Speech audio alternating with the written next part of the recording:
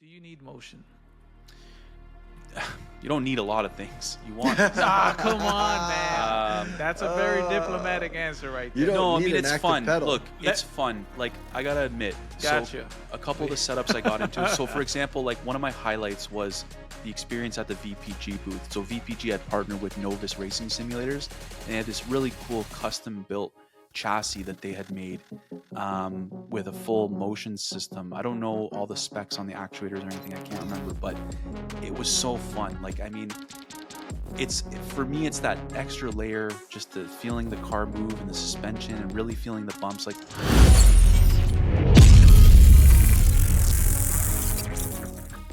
Hello and welcome to the Chicane Podcast, where we discuss all things in the sim racing world. I'm your host, Jason Rivera, and I'm joined here by Jeff Smart and Michael Pagliaro, the SimRacing Den, returning to the show. How's everybody doing today? good. Hey, we're doing I'm good, like Jason. How are you?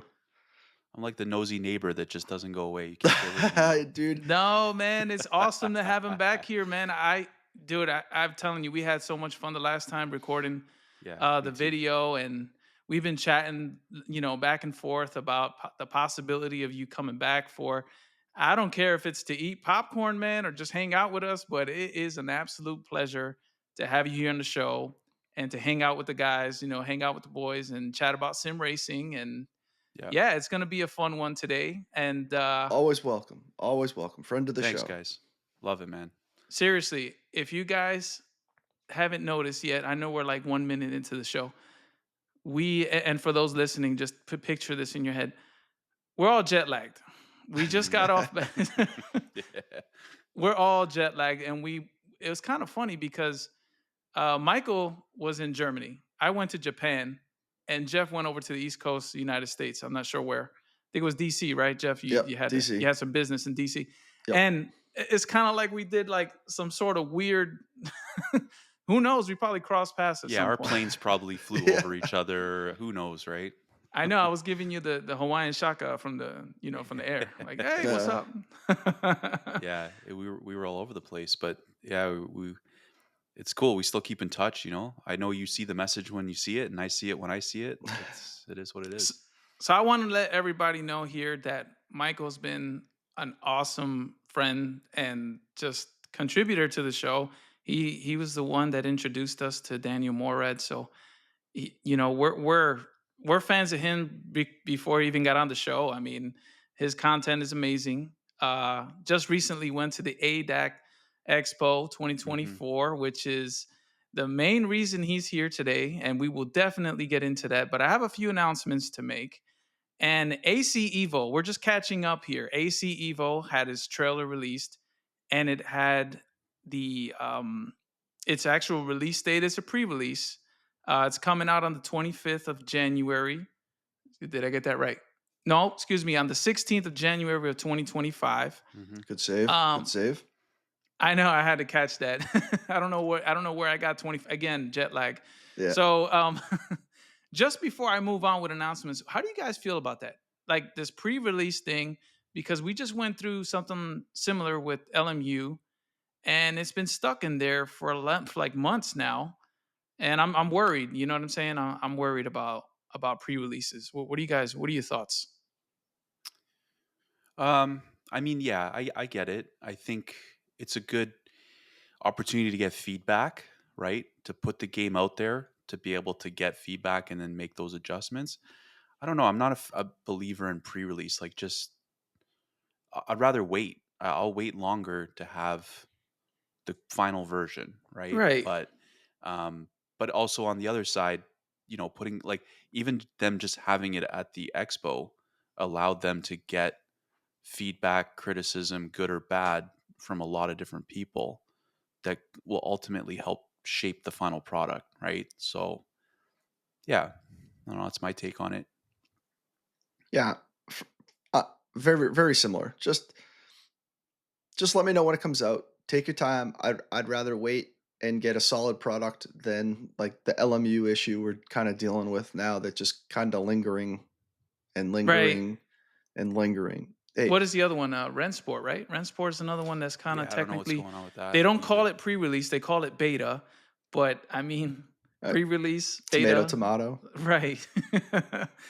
I think I have high hopes because they actually showed off the gameplay, and I'm getting a lot of good feedback uh, from creators like yourself. Also, Michael has some firsthand experience on that, and we'll get into that Mhm. Mhm. in the show today. I do have one final announcement, and it's a Christmas came early. I got me. Yeah, buddy. There you go. You're in the big leagues now. Dude, this thing is. Let me tell you Yeah. guys. It took me. I'm relearning everything that I thought I Yeah. knew, Yeah. and I'm not even kidding. You know how people. You know the pedals I'm coming from are Houston Buck Ultimates. Those were Yeah. $1,500 pedals when I got them. And I thought that you can't get better than this. Like, how can you get better than this? And this piece of gear is amazing. But we'll cover that in a future episode. But Yeah. I'm excited to share I've got details. like I've got no lie 700 text messages over the last 3 days. A lot of fighting back and forth, a lot of bash talking. I always do that with the guys. Yeah. It's fun. It's all love. I hope you know, Jeff. It's all love. Absolutely, dude. Oh yeah, it's good. I, Absolutely, I love to talk 100%. the smack, and I also want to throw this in there. Mike's review of these pedals are coming up soon, right, Mike? So Yeah, I just actually have. So I was I was supposed to get my active pedal. So I have the active pedal. Well, it's called the Ultimate now, the original active pedal. Um, but I was sent an active pedal Pro. I was supposed to get it kind of in the same wave that a lot of companies do this, right? They send out a wave of them to a bunch of reviewers. You have an embargo date. Like I knew about the active pedal Pro months ago. So, and I had to keep my lips sealed, which is always tough because I'm like, especially people like you guys. Like, I want to like, I need to talk to somebody about it, like or like, and it was tough because they were teasing this product to everybody, and I didn't feel bad, but a lot of people were getting, I think they were getting their hopes up that it was something else. I think everyone was like, oh, SC3, it's going to be a new wheelbase, it's going to be this, it's going to be that, and I'm like, I think some people might be disappointed because yes, a cheaper active pedal is great, but I think everyone was like making it out. Simucube really made it look bigger than it maybe was, and to get the hype going, which is it is what it is. But yeah, yeah. So I got it sent to me. It came late, but my wife received it while I was in Germany. I was literally at the Simucube booth, and I was like, "Oh, pedal just got here." you know. great. So I got home and I've got it hooked up now. So I've got both side by side. So I've been kind of running it as a brake, and I mean, my plan for it when I'm done reviewing it is I'll probably just use it as a throttle, honestly, because I'll just keep the Ultimate as the brake. But yeah, Yeah, I'll you save have my. you. Yeah, you got the pedal product right next to it, of course. I Yeah, so mean, I'm gonna be able to do side by side. I mean, I think I tested it at the show too, and I mean, not to spoil the review, but it's the same. It feels the same as the Ultimate. I don't think anyone is missing out on anything.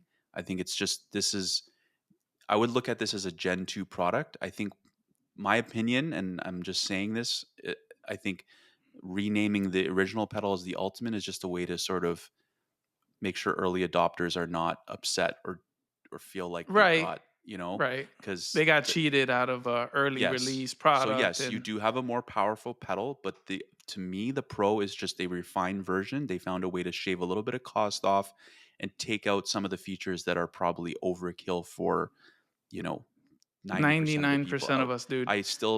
A lot of other people have said this, 99% of the people, you just need the Pro. You do not need the Ultimate. Like you're not all the effects are the same, everything is the same. A It's little, you're bigger talking physically. 5 millimeters of travel of difference. Yeah, And it's dude, 110 I think it's kilograms, if I got that right. yeah. Uh, I don't go nowhere near No. that. I No, a mean, lot of us don't. even Jeff can tell you he came over the house a few weeks ago, Mhm. and I adjusted my Houston belt brakes, and those brakes can go up to 120, Yeah. and I'm using like 60, 50, and that seems to be the sweet spot for them. And then Mhm. Daniel Morad comes on the show. And he talks to me about the very same pedal, and he's telling Yeah. me he didn't reveal anything. He was really careful with that. But he told me, "Hey man, I'm running 68 and that's what the real AMG car feels like." Yeah. So I mean, that right there was kind of like Well, I was okay. 99% sold, and then I went on vacation and the pedals came out. I had to buy them. Yeah. I had to do Well, it. he mentioned the same thing on your podcast, which for me the biggest selling feature of the pedals is just the ability to change profiles. Yes, bro. Let's obviously all the haptics and the force feedback, that's crazy. It's amazing. That's the Come reason on, Jeff. that's what makes the pedal what it is. But I don't know. I mean, once you get used to that stuff, it's becomes a part of the experience. But for me, it's like changing the profiles is cool. Like, my brother-in-law was here and I put him in the sim because he's from out of town and he doesn't get to try it often. So, I put him in an F1 car, gave him an F1 pedal, put him in a GT3 Stiff as car. hell, that I gave F1 him a pedal. GT3 pedal. Right. And he was like, wow, this is crazy. So Yeah, anyways, it's I'm not surprised. I knew you were going to get them eventually. It just, yeah, you knew. And you you knew it, know, but you had a lot to do with that on the yeah, show on our episode that we did with you. You yeah. you you mentioned the same thing. You were like, "Hey man, there's no better pedal than this." And They I'm are a telling you, treat. They are a luxury. Anybody like I don't think everybody needs to rush out and get them. But right. look, if you can afford them or eventually you keep stashing some money away for your active pedal fund, you're not going to be I don't think you're going to be disappointed. I haven't talked to anyone that's bought them and is like, "Oh, it was the worst mistake ever." There Right. might be some of those people out there, but I mean, I don't know.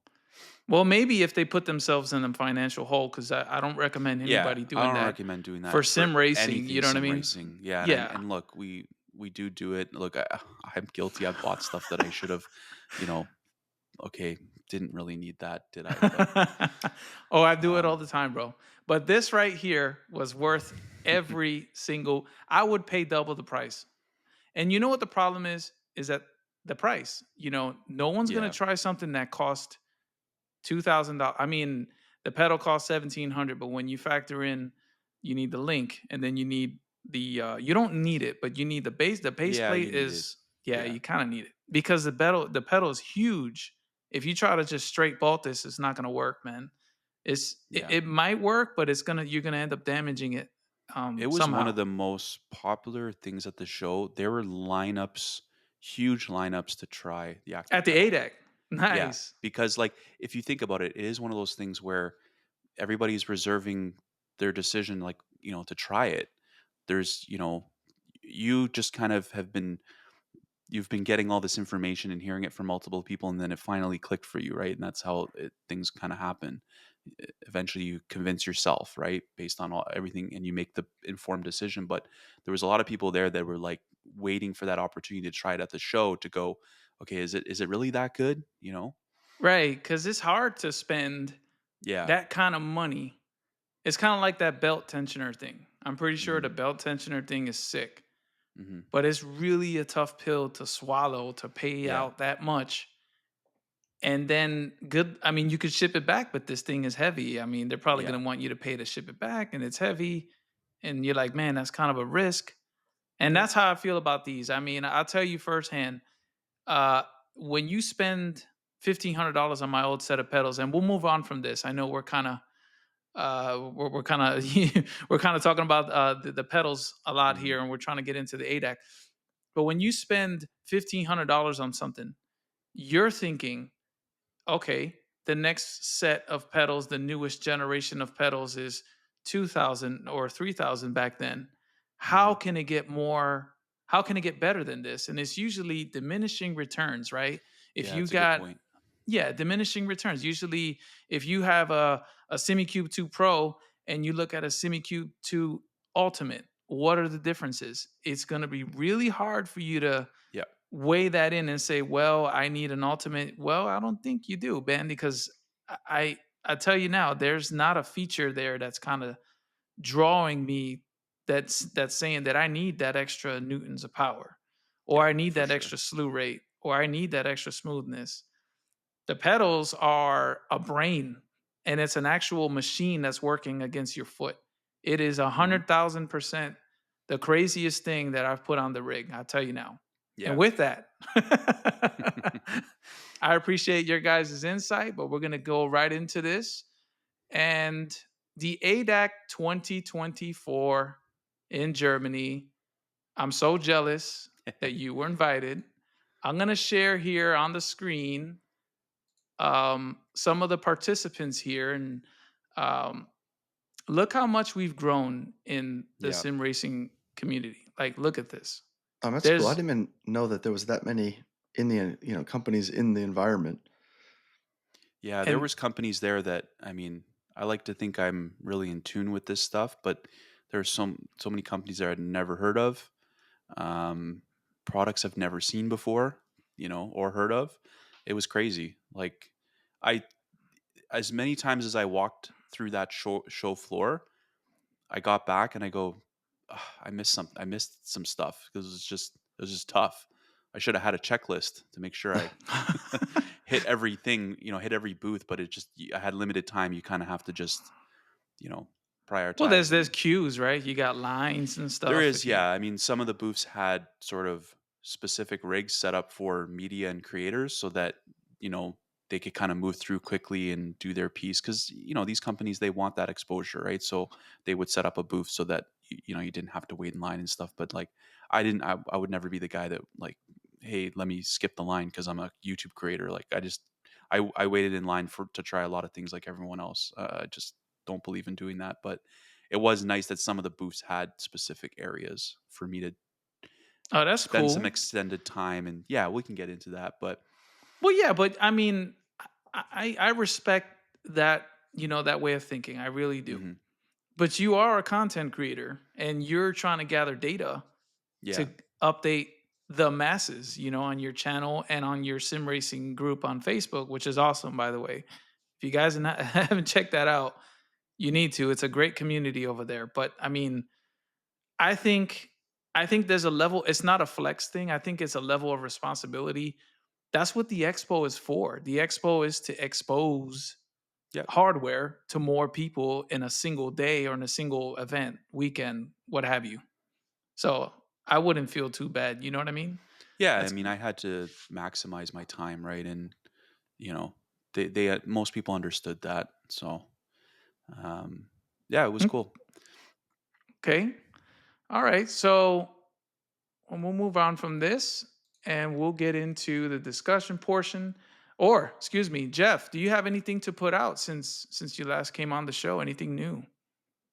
Dude, my poor little rig back here looks so sad.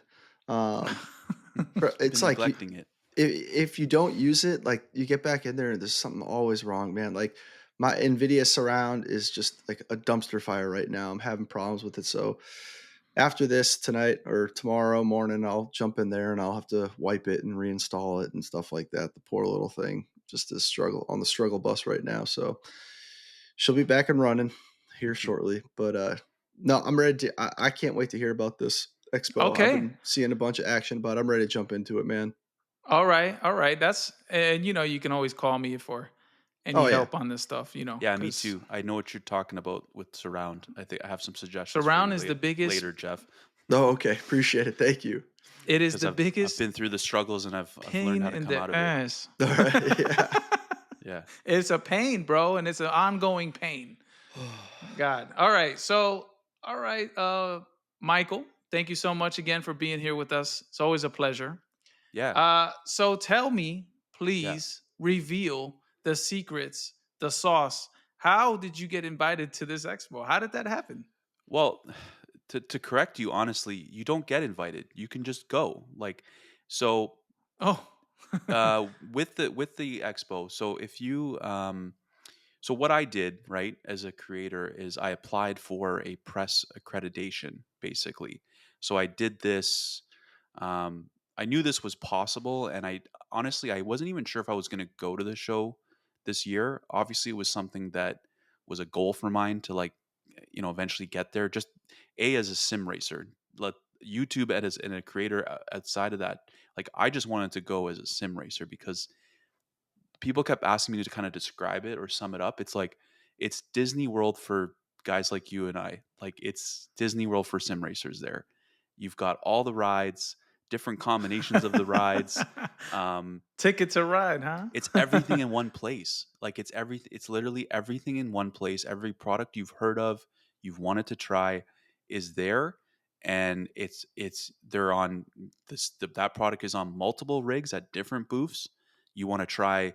If you've never tried a Simucube 2 Pro wheelbase, do you want to try it with motion? Do you want to try it without motion? Do you want to try it with a GSI wheel? Do you want to try it with an Asher wheel? Like you had all these different combinations of things scattered Man, throughout that's the show, awesome. right? Dang. And the That's fact, sick, like, bro. if you're shopping for a new wheel, like, this is the thing, like, this, we always talk about this, how hard it is to decide on sim racing gear. You got to rely on reviews, watch mine, watch other YouTubers, and go, okay, it looks good. But I could literally walk around and put my hands on 10 different wheels, and I did that. There was a lot of stuff there that, I mean, obviously I'm privileged. I mean, I've tried a lot of things that were there. So for me, it was a bit of like, I know I've already had experience with a lot of those products, but to try some of those products in different scenarios. But anyways, to answer your question, yeah, I mean, you can apply for a press accreditation. They do a review of who you are. Like they're not just gonna like, you can't just kind of apply if you just started your channel. They might not approve you. Right. Um, you know, so I knew who the organizers were, and I put in my application, so to speak, and they come back, and I asked for 2 passes for me and my dad.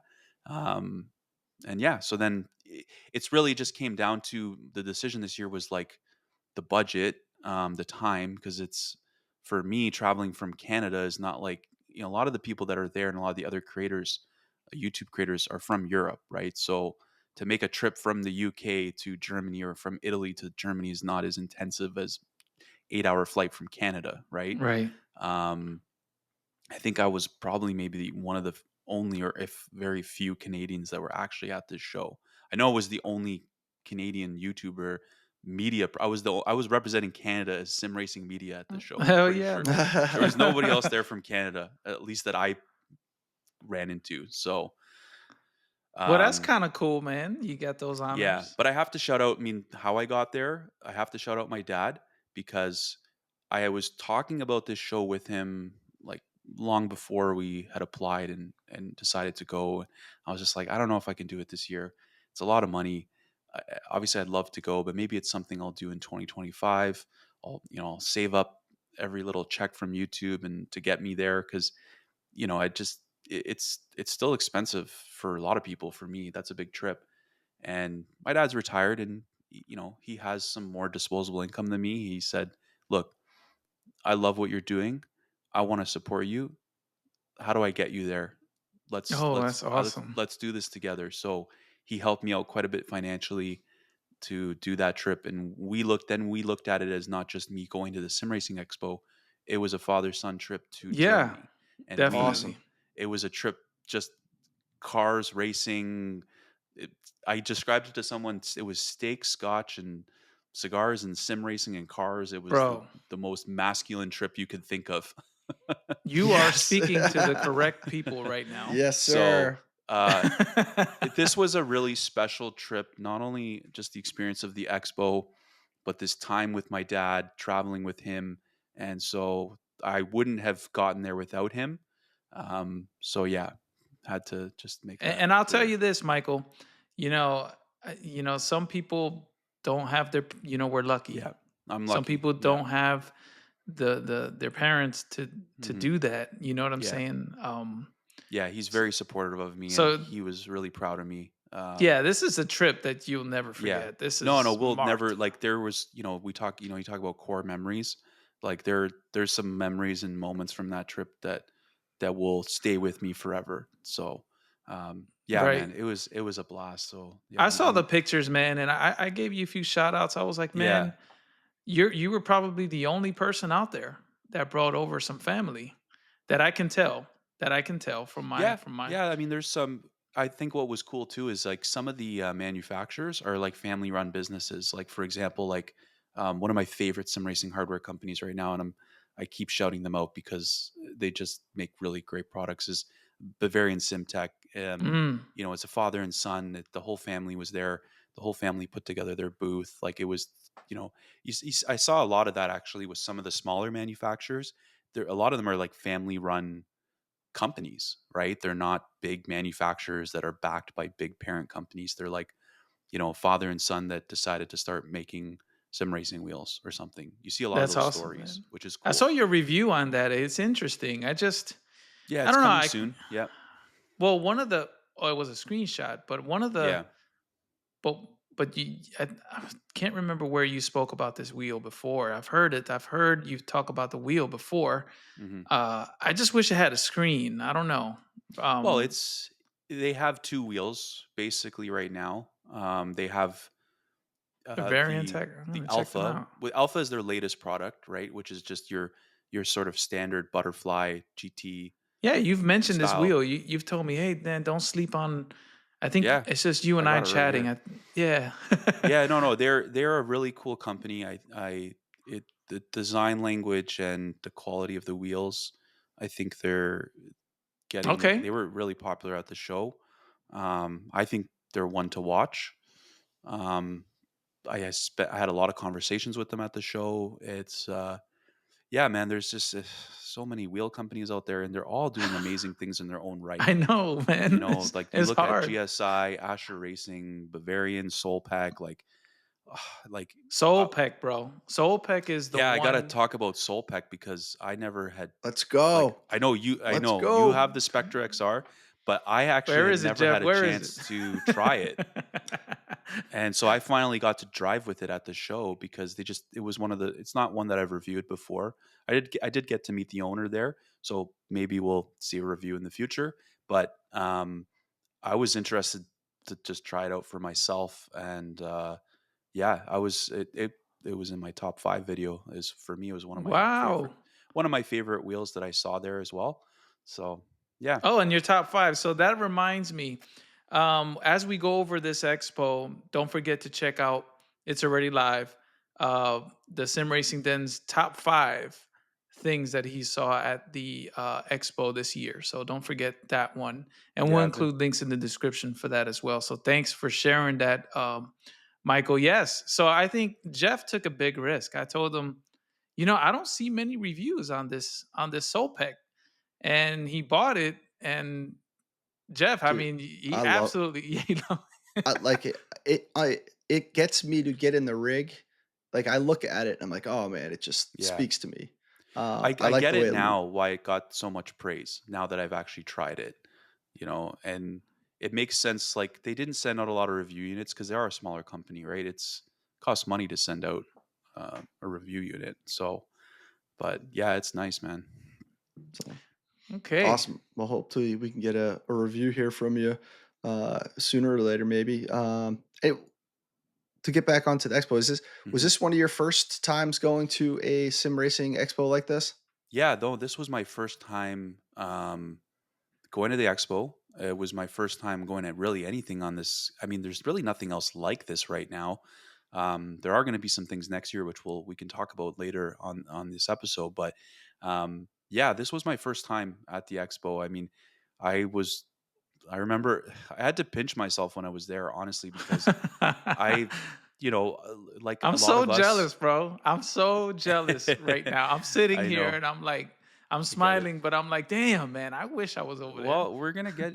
I think there'll be some opportunities for you guys to attend something like this because there's some U.S. shows coming up, which I would love to talk about with you because there's actually two, one of which I'm kind of involved with now, so we'll talk more about that. But Yeah, um, for yeah, sure, man. I had to pinch myself because I mean I would watch the coverage, watch the watch the tours of other creators there when they were there, and even before I had the channel, right? And it was just it was sort of a strange, surreal. Like I know it's just sim racing, but it was kind of a surreal moment for me to be there. It just felt weird, right? Because I'm like, I can't believe I'm here. Like I'm looking around, I'm seeing other creators that I watched in the flesh, and like I said, it was Disney World for sim racing. You walk in and you've got everything you've ever wanted to see and try in one place, and Man, um, and I think the biggest thing too was I've never felt more at home being so far away because like I sort of feel like sometimes the hobby for me is it feels small. It is like in my little studio.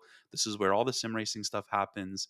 I have my friends like you guys and people that I keep in touch with to talk about this. But when you're there and everyone's there for the same reason, for the same, Hmm. like if you're at that show, you're not just you're really into sim racing if you go to a sim racing show, I feel like, right? Especially Especially if if you you fly there too. well, Yeah. I was meeting people that they didn't do as big a trip as me, but like there was a guy from Serbia that was staying in my hotel in Dortmund. We were checking in at the same time, and he just like he saw my shirt and he was like, "Hey, you going to Sim Racing Expo?" I go, "Yeah."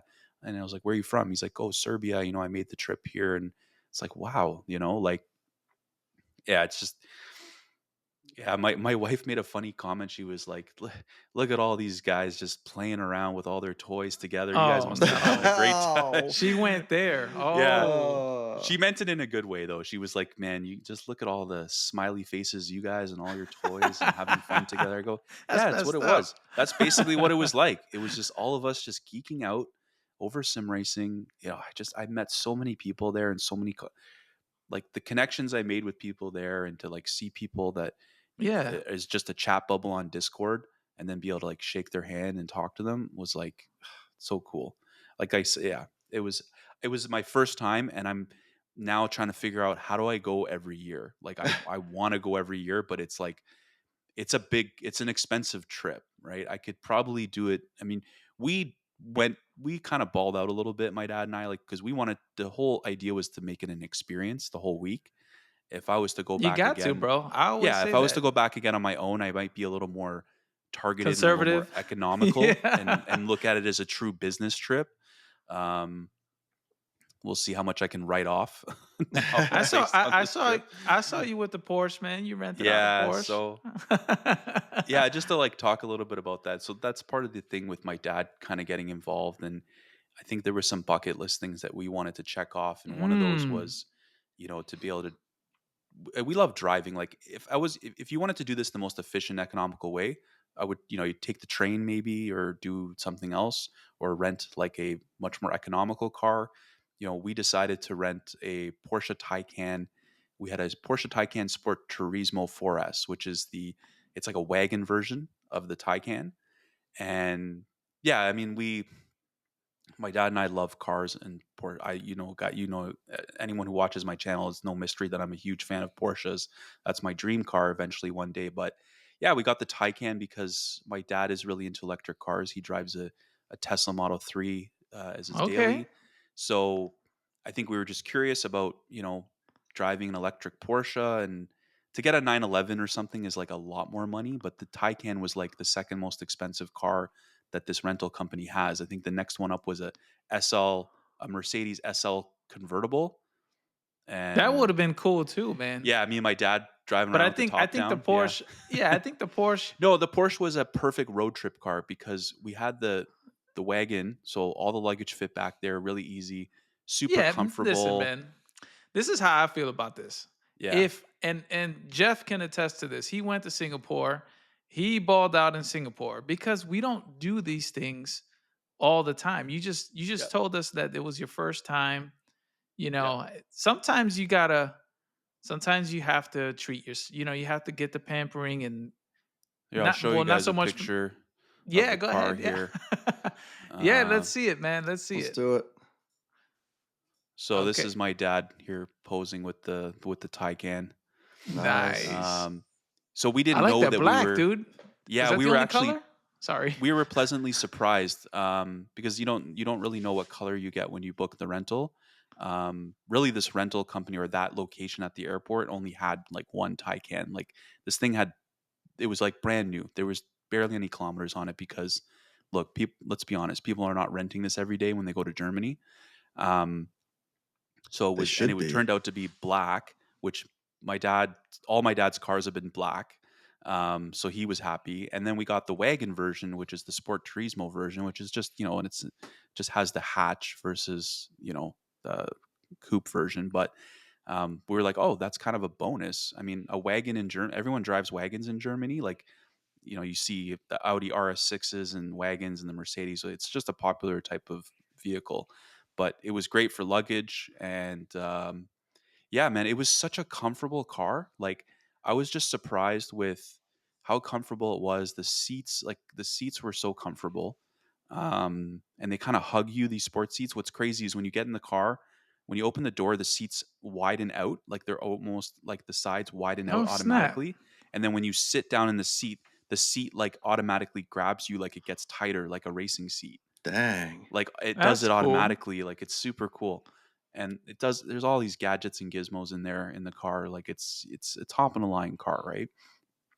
But yeah, driving an electric car in Germany is really easy. Literally every gas station, every road stop has a charger, and they're really fast chargers. So like we would go to the washroom, grab a coffee, and we would get a little more juice in the car pretty quickly. And so very, very easy. You just tap your credit card. You don't have to have an account or anything. Like super easy to drive around in an electric car in Germany. They're That's what's up, All man. Yeah, right. the infrastructure is pretty set up for something like that. Okay, and it's left hand driving, so I mean, Yeah, pretty standard across the board. yeah. Uh, I did get it up pretty quick on the Autobahn. I'm not gonna tell you how I was fast I just went gonna get because into that, I don't bro. Ah. want Germany to not let me back in. But um, There were there's no definitely some speed triple limit. There's digits no on there. speed limit areas. But I got to tell you one story just because it was such a very first Germany experience. Let's go. The Let's minute hear I it. got on the first highway. So this is like we literally picked up the car from the airport rental place, get onto the first sort of Autobahn highway to make our journey to Dortmund. And I started just, kind of let's see what this thing's got, pushing it a little bit. I look in my review mirror and I knew what it was right away. A Porsche 911 GT3 RS is on Oh, is on my ass. And like I thought it was going fast. This guy was like, "No, you need to get out of the way." So I moved over, and this GT3 RS just blows past me. I'm like, "Yep, I guess I'm in Germany." Like it couldn't have been a more German car experience, and you just see 911s everywhere. Like it's weird. Like even in Toronto, when we see a lot of high end cars here. Like I'll see Lamborghinis and Ferraris all the time on the highway. In Germany, all I saw was Porsches. So I was just very rarely did I see another supercar on the highway. I wonder if Oh, it's cheaper to buy them over there. It might, Oh, I'm sure it is, but I mean, it makes sense. That's their car there. Like that's it's still, it's a freaking GT3 car on the yeah, road. it's still a quarter yeah. million I dollars saw a going lot the of other those. I way. saw a lot of older Easily. 911s pull up beside me. I mean, there was one guy driving a 996 generation GT3, which you don't see those very often actually, in yellow, and he had it all. It was all modded and everything. The exhaust sounded amazing, and we were kind of playing around with each other, driving around. Like, they some of the Porsche guys would kind of give you a little nod, because you're in a Porsche. But yeah, I mean that kind of made the experience of the trip. It made the driving part like something we looked forward to versus just the like, oh, we got to drive 2 hours to get to the next place. It was like that was kind of the idea of balling out on a Yeah, you rental had car like fun all that the way, all to the make way. the driving part of the experience, so to speak. 100%. Yeah. Anyways, enough about Definitely, that. man. No, I mean we love to hear that. I'm a Yeah. huge fan. I mean, Porsche is not my dream car, but Hmm. the very specific model you mentioned is kind of it's an amazing vehicle. I would not Yeah. mind having that I downstairs in the miss it garage. now. I miss it now, actually. Like I don't have a terrible daily driver like I have an Audi, but Oh, I you got an just Audi. I have yeah, a I have an Tesla, man. We got A4. two of them. I got my wife and I Oh yeah, have you a. would like the Taycan then, especially being electric. Hmm. Yeah, so I miss that car dearly. Just gonna Model have to. 3 and a Model Y Yeah. performance. Yeah, they're fast enough. I mean, they Mhm. they they they they get you where you need to go. Trust me. Yeah. All right, so you're at the expo. You Yeah. drove 2 hours. You're at the expo. Now I'm jumping a little ahead here because Yeah. uh, a lot of sim racers, a lot of listeners want to know AC Evo or Yeah. Evo. Excuse me. I don't Eh, know if it's Evo or it's Evo, but at least in America, it's Evo. the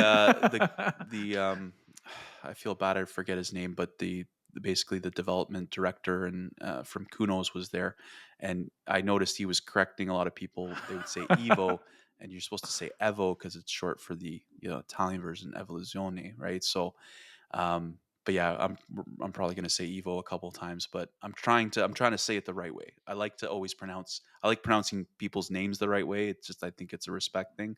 I'm gonna try to pronounce the game the right way. Um, but yes, But yeah, this was a main feature highlight for this show. oh, I bet. Probably I would say it was probably when it was announced that it was going to be available there as a demo for everybody to try. It wasn't just like a behind closed doors just for YouTubers and media. It was like a lot of different booths had a copy of it and a few rigs set up with it so anybody could try it. I guarantee you that sold a ton more ticket sales Oh, before the so show. Oh, it easily.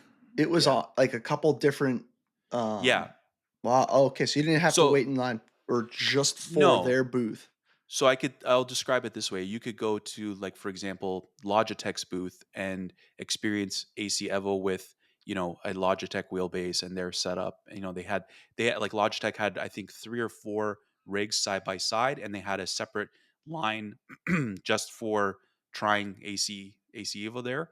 And then, like, you could go to the Fanatec booth and they had a couple setups. Oh. So, and also Fanatec, which was cool, Fanatec had it was like a glass box and it was just for creators, and I had to book time to go in there, and they had a nice rig set up, and they had AC Evo in there, and you could go in there and it was quiet so you could record, which was really cool, right? So Oh, That's it really wow. probably helped. why we seen the majority of them film Yeah, wise came from that Fanatec most booth. of us filmed in there because They that was smart, dude. probably the best way to Smart. make content and kind of get your, like, so I did a video, it's up on my channel now if anyone wants to check it out, which is just literally my candid first impressions. Like, I literally jumped in the rig. I had my Gotcha. buddy Ian there from readysetsim.com, that I've been working with on his website, and we just sat in there and I just kind of took a first couple laps and just raw unfiltered my reactions to it, right? But yeah, but you could go around the show. And so the other cool, I wish I had tried it, but there's a company called ImSim there, and anyone that, I think a lot of people have seen this rig before. It's this beautiful red looking rig. It looks like a supercar. um Maybe we'll put a picture of it up maybe later, but it it was like you could try AC in a full motion setup there, right? So you Mm. had all these different, like, experiences along the way. Not every booth had it, but there was enough that, if you got stuck in a line at one place, you could go to the next place and try it. I do have a question now Yeah. that you mentioned because I didn't know that it was being showcased on different rigs. Yeah. Please Yeah. tell me that there was one rig with triple screens on it No. because I want to know. No. Yeah, So I want to know. I want this to was know one if they. thing that I noticed right off the bat is, as I walked around all the different places that had it, they were all using ultra wides. So I think it was clear to me, and I confirmed later, that because it was a pre-alpha version, they didn't have the triple screen support for it yet. So the best way to try it at the show was with an ultra wide, which most of the Mhm. setups were. And for my, like, first real reaction, my extended time, I think I spent like 20 minutes or 15, 20 minutes with it in the Fanatec room, was just an ultra wide screen. But the game will have triple screen support. It's just, I guess either it wasn't available in this pre-alpha version, because they were really super honest about what you were going to try. They said, look, like, the game was crashing for people, like, it was crashing at times. I jumped in one Which is rig at, normal for yeah, and pre-release. they said, look, it's going to have issues. Just, we're going to be straight with you on that. All these things are going to be fixed. Obviously, it's just a super pre-alpha version. But honestly, even for a pre-alpha version, it was very playable. Like, I mean, for if you got it running properly and you were in a rig that had it going pretty smoothly, it was good. But clearly, there's still a lot of performance things they can tweak there. But for example, I was in the Logitech area and I jumped in a rig to try it again, and the frames were just choppy, like everything was messed up. And I literally said to the guy, I'm like, you got to reset this. Like, I can't even drive right now. Um, Mm. so yeah, there's a lot of that, but Well, It's yeah, cool uh, because that it's you gotta give them credit for rolling their product out, knowing that it big wasn't. courage. Yeah, thank big Like I courage. tip my hat to them. Okay, that's pretty. right. Like we know we're not squared away, but we want some feedback or Yeah, start getting the name out there. So that, I mean, because that's not ideal as a business plan, right? Is to put your first No, it's tough image out there because as if you don't have if you don't truly understand that that's a pre-alpha version and you just jumped in a rig, you could write Right. it off, right? And I think most people are smart enough to know what they were trying. But yeah, it's that was a brave thing to do as a company. Like, And how did it they feel, man? How did the game feel? Because I it don't really felt care. I don't really care how it looks. You already know this. yeah, it's We're like that. iRacing all the way. Well, I could tell you it looks good. Like, it looks really good, and that's still a pre-version, so they're gonna be able to fine tune graphics. And the system. A lot of the systems we were trying it on are high end systems. So I don't know like what this minimum specs are gonna be. I think you're gonna if you want to take full advantage of all the graphics, you're gonna need a higher end computer. But in its form at the show, it looked really good. Um, it is, I would say, comparable to ACC, but a little bit better. Definitely, it looks better than iRacing. A lot of things do. oh, the high Um, bar there. yeah, That is. and but so here's my thing with the game. I jumped in, and I was immediately impressed. So it immediately felt very good. It immediately was fun. It was drivable. It was challenging, but in a fun way. It was very approachable. And like, I didn't really have a chance to play around with settings or know what assists and things I had turned on. Like, you just didn't have Mm, really the time or access to do that. But mm. in its form, it was still challenging to drive, but in a good way. And I would say a lot of people were saying like, oh, it's the best. There's some best of AC and best of ACC in it. Um, for me, like, it was not like iRacing, but like, I was enjoying it as much as I enjoy iRacing. And I don't want to turn people off because some people don't like iRacing. But what I'm trying to say is, like, for someone who's an iRacer most of the time, I really enjoyed this game, because it was challenging enough, but like forgiving enough. It just, I don't know, it felt good. Okay, it felt very, very good. I think my worries are gone. And now I left that experience going, I cannot wait till I can install this at home on my rig. Like, Wow. I'm I think excited that for it. says enough right there. Yeah, That I mean, I'm is. if excited for it. Those are big words, man. Wow. And what's cool is that, so they basically every rig had three sort of demos within the demo. Okay. And for a lot of people, they might have they lined up to try a 5 minute demo of one of those demos. I was able to sit in the Fanatec booth and try all three back to back. So the first one was a Porsche 911 Cup car, the 992 generation, at, I think it was Imola circuit. And it was, you were in a race. It was like a 5 minute. You had 5 minutes to run as many laps as you could with other cars on the track. And it would start in the day, and by the end of the race, it would be nighttime. So you'd see the sun setting and going to dusk. oh, that's And cool. like, it was really pretty. The thing I noticed the most about looking around as I was driving is just the way the track was lit. Like, even the little lights, you'd see the lights in the Mm. homes, because there's people that live around Imola, and you could see the little lights in the houses. Just, it was. Was it ray trace or was it just Uh, regular? I Did it don't. look like ray trace to It you? didn't look like ray tracing to me, Thank God, but because ray trace, bro, yeah, and I don't that's a know, like, performance killer. yeah, and I don't know what graphic options are going to be available. It I know for a fact it wasn't the best of what that game can be, because there was clearly some performance issues there. But even in its current state, it's a very pretty game. It looked, better, a little bit better than Yeah. ACC. Um, ACC is beautiful, by the way. I Yeah, I mean, yeah, think it's it, amazing. it is. I if think so too. But just, I'm saying, like, lighting, the way lighting, the yeah, the weather effects, that's awesome, um, man. everything And they're looked using really their own good. engine too now, guys. Yeah. I read that they're using their own brand new engine and it's using DX12, which Hmm. that's the one thing I'm worried about is DX12. DX12 is still very new. It's hard to get, you know, the graphic drivers to Yeah. work correctly with that. And that's the other thing, right? Are these video cards, do they have the right drivers to take advantage of the, basically of the, the game and the Yeah. hardware and mash it up all together. I'm pretty sure Well, I mean, Pretty this is sure going it'll to be be a good. next gen game. This is going to be a 2025 game, which means we Hell all know yeah, bro. we're gonna have I'm new ready, graphic man. I'm so we're ready. gonna have new graphic cards in 2025 as well, right? No, So I don't want to upgrade. Leave me alone.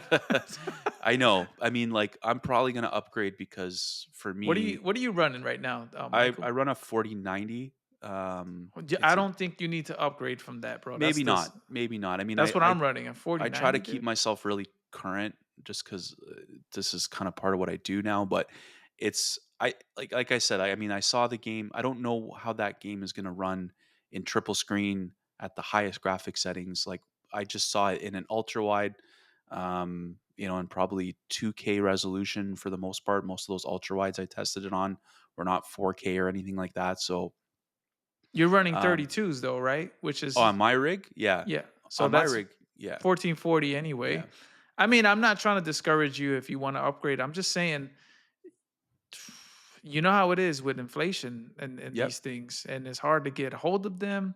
I remember Mhm, when I was shopping for 4090, it was like 3 grand just for mhm. 4090. Three Yeah, you you picked it up like right at the worst time, or if I remember correctly. I mean, they were I brutal. got lucky with this, Jeff. I paid retail for this card.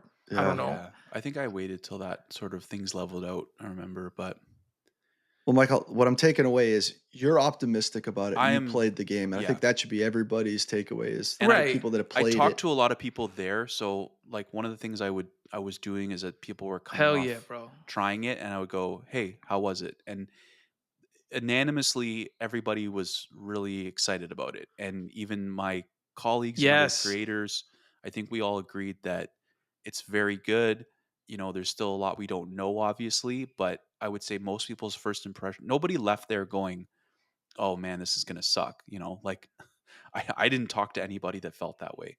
So I think that we are going to be in a good place with this. I'm excited for this type of sim because I think we've this is the sim that's kind of been, yes, we have a set of Corsa now with mods, and I get that, but this is going to be a next gen, a true sim to be able to drive road cars. They did confirm there's going to be like some sort of free roam Yeah. feature, which is Yeah, I was reading I about like that. that's going to be, I think that's going to be really cool. Yeah, Like, man. With traffic too.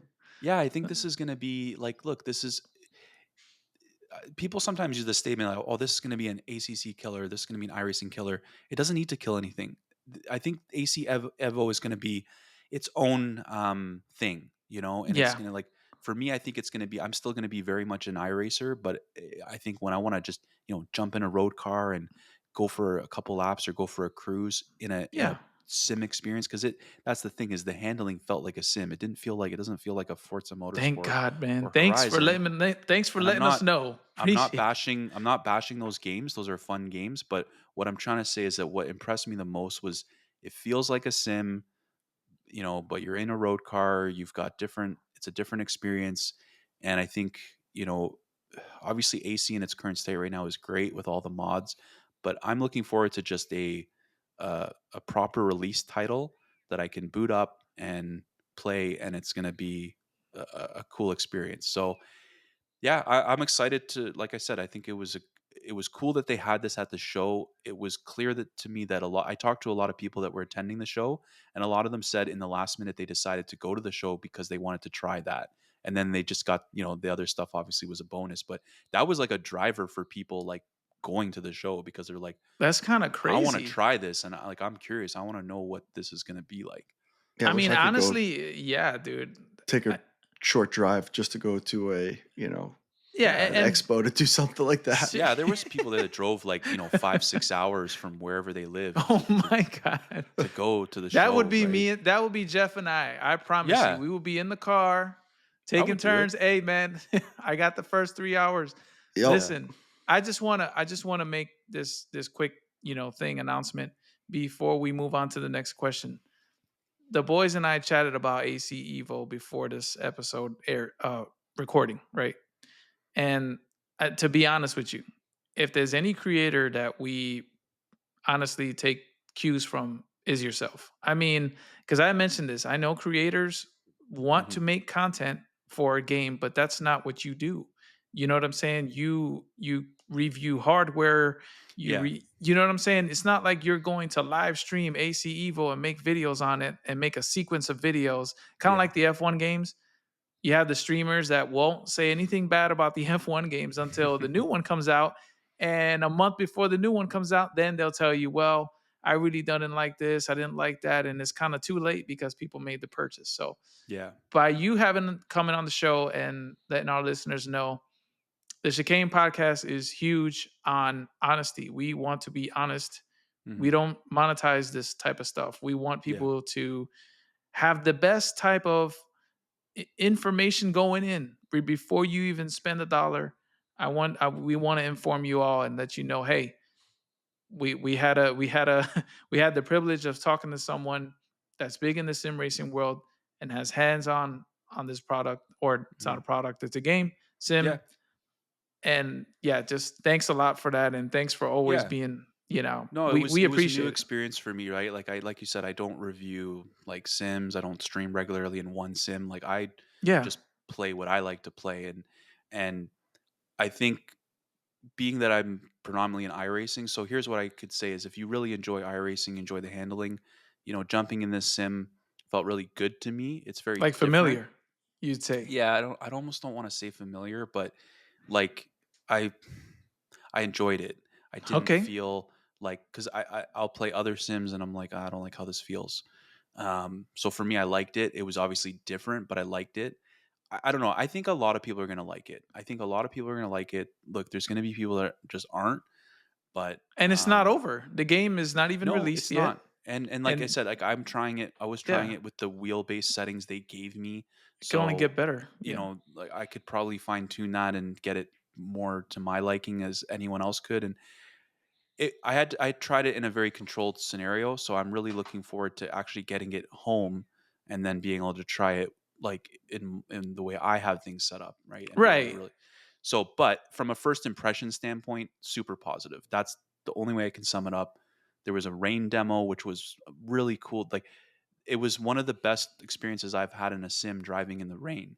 Um Wow. yeah, it was Okay. really fun. Like it was challenging enough that you're not like this is too easy, but like once you kind of mastered it or you could feel like you could like control your slide, um I was having a blast and like the hydroplaning effect that you feel like you would see you'd come down the demo was at Bathurst, you come down a hill, you could see this puddle, right? Of the water, you're like, ugh, this isn't gonna feel good. And you hit that puddle and you'd feel like I don't know, like you could really feel the hydroplaning the loss of control of the car. Like everything was, Wow.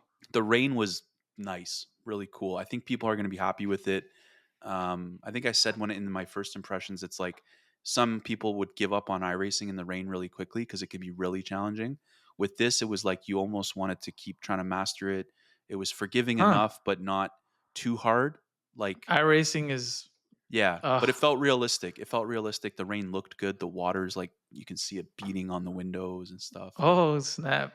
Oh Uh, man. I'm excited, Well, man. Like I said, I I know left. the hype train begins, bro. I Yeah, the hype swear. train begins. Like I actually, if But I we don't could have to say wait too long. We don't have to wait too long. no, January will be here before you guys know it. Seriously, it will be yeah, here soon enough. And yeah, I can't wait to put my hands on it, man, for real. So yeah, thank you for sharing that. Also, guys, check out the Sim Racing Den's video as well on this for yeah. more info. If you I guys, might do some more content with it when it comes out.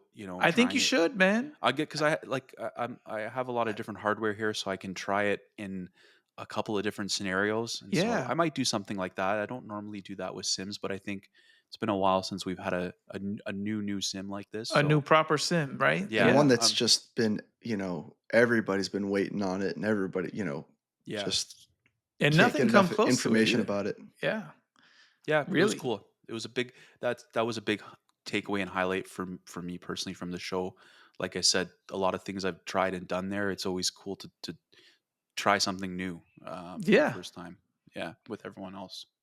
All right, for Michael. sure. Hey, so you told us, you didn't go to Germany just for the expo. Can you tell us Hmm. tell us a little bit about, Yeah, what your itinerary was, and, the overall what your trip entailed? yeah, it was cool. This was my first time. So this is my first time in Germany and second time in my life in Europe. Believe it or not, I'm not super well traveled. The first time I went to Europe, I went to Italy because I'm Italian. My dad's Italian. We went to visit family there. That was my first European experience. So this was the second time going to Europe, and yeah, the Italy's dope, show, by the way. yeah, I I loved can't it. wait to go back there. But yeah, I mean, the show obviously was the driver in going on this trip. But then when we started to look at it, let's try to make this, let's really make this worthwhile. So the plan was I flew into Frankfurt a few days before the show to kind of get settled. Plus, Frankfurt's like, they have an airport in Dortmund, but you can't fly direct there, at least from Canada. So Frankfurt is the only like direct flight that I can find. International airport. Yeah, Yep.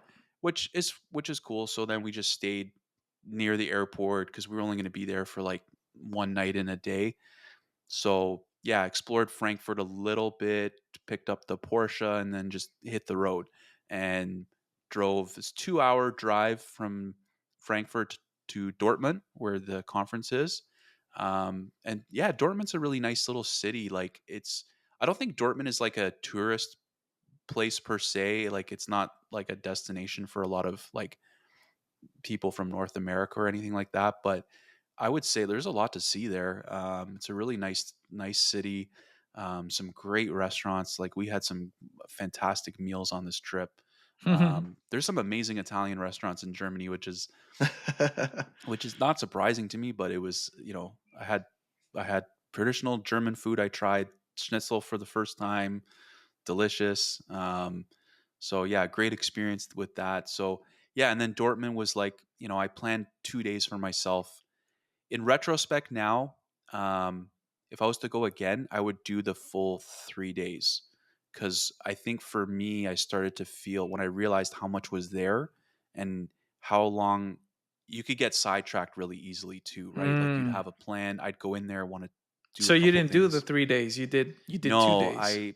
I planned it. So we planned it that we would be there Friday, full day Saturday, and then we would like check out Sunday morning Ah. and go to our next destination, which was Cologne, because we wanted to go. There was a specific place we wanted to stay in and see in Cologne. So in retrospect, I would probably do the 3 days just because it would have given me a little more time to maybe get some more content and just kind of take some more time with things. I did feel a little bit rushed at times, and looking back, I'm like, oh, I missed this, I missed that. No regrets. It's just it's a learning experience. Like I said, it's my first time going, so if I was to go again, I would know a little bit more what to expect. But I was really happy with what I was able to accomplish and see and Yeah, but you were with your dad, man. So I think that you yeah, did it right. I mean, I think not 3 days would have everything been a is lot. sim racing. You know what I mean? Yeah, I'm with my father. We're out here checking out this new yeah. country. I don't blame you for doing the 2 days, It honestly. worked out well. Like I said, it Yeah. worked out well. I think like even by the end of the second day, I was kind of going, okay, what else should I do? Like I had kind of seen a lot at that point, and Hmm. even for me, like being like, anyone that's been at a like I've worked trade shows before as an account manager for most of my life. Trade shows is where a lot of businesses you go, and that's part of the sales process is being there. Like it's hard for. I mean, I felt for the exhibitors because I know I've been an exhibitor. These guys have been there already for days, setting up, just getting all their stuff there, setting up, building the booth, and then they're on 24/7 talking to people. Like And some of those, probably answering the same Same questions yeah, questions. over and they were over. tired, but I what I was impressed me was the level of enthusiasm and they I think what was keeping them awake was they were just so excited, and certain booths were just getting inundated with people excited to see their products. Like one, like I said, was Bavarian Simtech. They had a really cool looking booth. It was really nicely designed, and I think a lot of people really wanted to see their wheels, and they were talking to people, answering questions. And so, yeah, it was cool. So yeah, that was kind of the itinerary. Then we went to Cologne after. We stayed in this place called Motor World. And so people that aren't familiar, Motor World, there's kind of multiple locations. And what Motor World is it's kind of like I don't know, it's like a place where people can store their cars. So if you're a very wealthy person and you have multiple cars and you want to have a couple cars in Cologne when you go there, you can store your cars in this place. They have these like glass, I don't know, glass elevators, glass car storage things where you go to this touch screen and you put in your password and your Ferrari comes down on this elevator and you just drive it out and then you bring it back. Like Nice. this is stuff that is like ultra rich kind of people stuff. Like that scene Yeah. in Fast and Furious Tokyo Yeah, Drift when the car's like, yeah. They But they have those, have bro, everywhere. Yeah, in yeah. Japan. So it's a car storage facility for very rare, expensive cars. But it's also it was it this particular location. So there's the biggest Motor World that I know of is in Munich, which I still want to go to that location. If you look up Motor World Munich on YouTube, I think it was the YouTuber JWW. You any people that watch car stuff have probably seen him. He does a full tour of the Munich facility. It's massive. So this Mm. place is also home to car dealerships. So you can go to Motor World, buy a McLaren, and drive out of there. But the reason why this particular location is special in Cologne is it's the home of the Michael Schumacher Museum. It's the official Michael Oh, Schumacher wow. Museum. Yeah, that's that cool. is That's awesome. That's his awesome. wife Karina is involved with very heavily, and they've donated a lot of things to this museum Mhm. from Michael's personal collection. Things like, I mean, it was so cool to go there, and they had Michael's cart, like one of his early carts, right? Just like I could Wow. almost touch it. And they had all his racing gloves, and they had a bunch of his helmets, and they had, a lot of his cars throughout his career, like some of the Ferraris. They had the I love it. It's the green 7 Up car. Um yeah, it Nice. just yeah, so just really cool. Like it's a small museum, but it's really special to sort of see some pieces of F1 history that you can only see there. Like that's the only place you can see that stuff that belongs That's to kinda cool, Schumacher. man. Yeah. Hell So and yeah. then that place is also has a hotel. So we decided like let's stay in the hotel in this place. And what's cool about the hotel, Damn, man, how big is this place? it's I don't know how it's not as big as I'm making it sound, but it's a decent size facility, and the hotel is so cool because the hotel is all car themed. Like you walk into the lobby and they got coffee tables with tires and like Oh, that's dope, it man. looked so the best way I can describe it is this hotel looked like what all of us want our man caves to look like. Like it looks like all of our Yeah. it looks like the sim racing den. It looks like your sim racing rooms right now. Just car stuff everywhere, neon signs.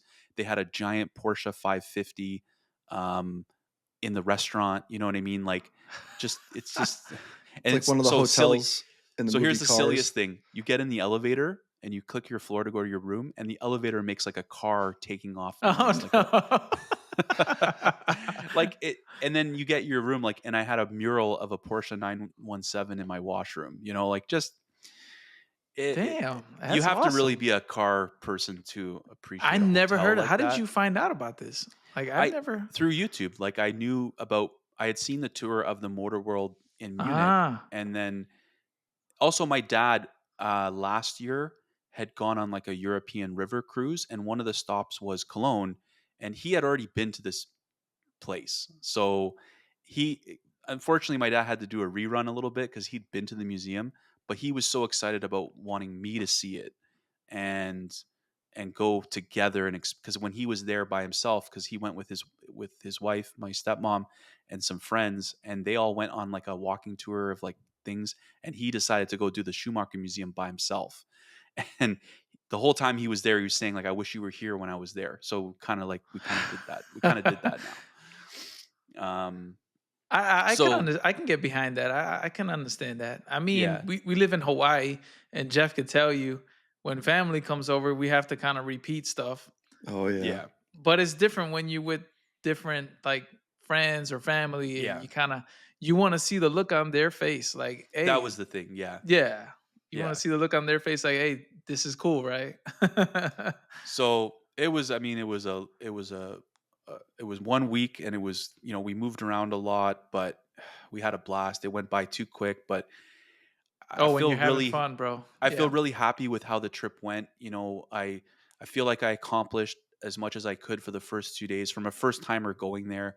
Obviously, going back again, there's things I would do differently from going there as a YouTuber, just in terms of, I would have liked to have got some more content or video on things. But anyways, I'm not going to worry about that because I'm really happy with just that first experience and the trip with my dad. Like I said, we made a lot of memories, and yeah, it was a blast. It was the show was incredible experience. Yeah. So, with that said, Can you walk us through, Yeah. just summarize day 1 and day 2 for us? Because you only been there for 2 days, and Hmm. I know you have a bunch of content. I keep guys, check it out when you get a chance to get a video feed on the stuff. But there was a lot of Yeah. booths out there. I mean, I looked at the Yeah. map and it was insane, like squeezed together. There was a uh lot of companies there. So I'll maybe pull out some highlights. But so the first day, Friday, from the public being there was a quieter day. But what was actually interesting, what I was told, is the attendance levels on the Friday were some of the highest attendee levels they've had on the Friday of all the years. So it just shows that how this conference, and they were celebrating their 10-year anniversary, is just growing. Like, they may grow out of this facility in Dortmund because of how much sim racing is growing and how much the show itself is growing. But the Friday was a good day. My Friday plan was really, I had pre-booked meetings with a few different manufacturers because so what a lot of people don't know is, like, if you register as a press, a lot of these companies will reach out to you by email ahead of the show and go, hey, do you want to come by my booth and do some filming? Do you want to mm. interview us? Like, they want you to come by and engage with them. So, and the way they do that to keep it organized is you basically book like a time slot. So I had a full Friday. If you looked at my calendar, it was like boom, boom, boom, boom, boom. So when I showed up and on, And let me go ahead. interrupt real quick, if you don't Yeah. mind. Are they, what kind of time slots we're talking? Like 30 minutes, We're an talking like hour, 15, 20, like 15 maybe 20, minutes? 20 minutes max, because um, It's a lot of people. so another thing, there was a lot of media people there. I think there was like 50 plus media personalities between YouTube, whether it be websites or, other media outlets. There's a lot of German speaking YouTubers and channels that we just don't see because we're not in that algorithm. And there was a ton of people there that were local to the area, local to Europe. So there was a lot of How many demand on people? some of these manufacturers, right? How many people are we talking? Oh, that attended? Yeah, Oh, I mean, because geez. I mean, I I don't see even have the pictures, but it's numbers. hard to. All I can tell you is I was told by multiple people that they broke records this year. They broke records every day with attendance. The Friday was, they had already a lineup queued up outside before it opened on the Friday, Whoa. which is, Okay. like, if you think about it, Friday there, it's a work day for most people. And so And this is like a usually warehouse, right? It it, looks like it. no, it's actually like a conference convention center, but it's attached to a stadium, which is a Okay. soccer or football, I should say, football stadium for their local team there, and they do concerts at that stadium. Like, in that same weekend, parking was crazy at this place because they had a soccer match on the Friday, and they had some sort of concert, a musician on the Oh. Saturday and so the stadium is attached to the conference center. It's all one big complex, like in the middle of Dortmund, right? So it's a busy place, but it's a conference center. It's a really nice looking conference center. It's great facilities there. But yeah, anyways, Friday was busy because I had sort of like, from the minute the show opened at 10 o'clock, I had my first appointment, which was with VPG Sim. Manny, shout out to Manny and Mike from VPG Sim. Nice. So these guys make, I just reviewed the VPGT wheel, which is not an official Porsche replica, but obviously very much resembles the Porsche 911 GT3 wheel. And VPG has recently just partnered with BF Systems. So now they are making real race car steering wheels as well as sim racing wheels. Very Oh, that's talented cool. guys. Nice. And these guys are really talented, and their wheels are all about ultra realism, full carbon fiber. So, anyways, like, to just give you an idea of my flow for Friday is like, I have a 20-minute appointment with Manny. So it's like, he wanted to show me the new Mustang GT3 wheel that they just teased before the conference, and try that in a Novus racing simulator. And Novus is a company that's affiliated with um, Misha, another famous YouTuber who does like the hot laps on Nürburgring. So it's a really state of the art motion rig. So, anyways, you have these little time slots where I would Nice. go, film content, talk, ask questions, and then you move on to the next one. And I had time booked at Simucube, for example, right? So Simucube had a specific rig set up for creators to use so that they could kind of flow through quickly, not have to wait in queues and film their content, which makes a lot of sense, right? Um, but yeah, a lot of things I had to kind of just wait in line and try out. And so yeah, Friday was super busy, and for me, it was just kind of about getting the lay of the land, just seeing Okay. where everything was. And Um, it being the first day, I'm assuming it's probably the most chaotic day. It was chaotic for me just because like it was overwhelming. Like I said, Yeah, I was like a kid in a candy shop, right? Because you're all over the walking place. Yeah. you're walking and you have a specific. I'm like, okay, I have a meeting with Simucube, so I got to get to Simucube. But you're walking, you're like, oh, what's this? What's this? and you and you want to stop, right? But I was trying to like, obviously I was respecting their schedules and trying to make sure that some of the content that I felt was going to be important when I got back that I got. But it was so hard because you get pulled in different directions, or I'd see somebody that I know or had talked to before and I want to say hi, and then you get into a conversation and you're like, man, I got a meeting, I got to go, you know? So it was Yeah. a little overwhelming on the Friday, but I left the Saturday kind of more flexible. I had nothing sort of pre-booked on the Saturday.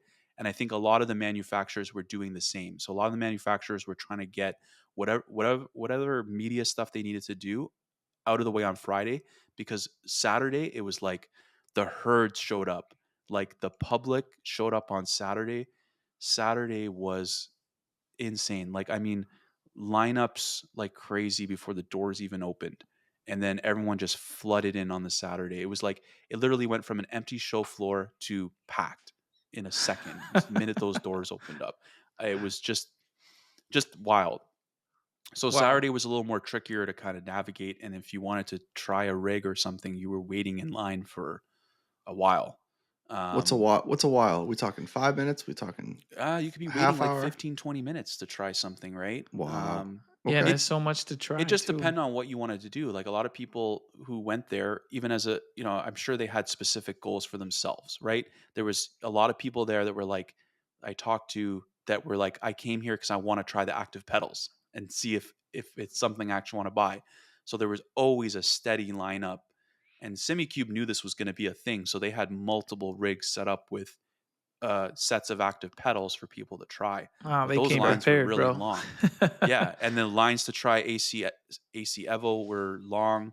Um, Hey, I have a anytime, question real quick about yeah. that Simucube stuff because I'm a big Simucube fan. But let's say I went there and I tried the pedals.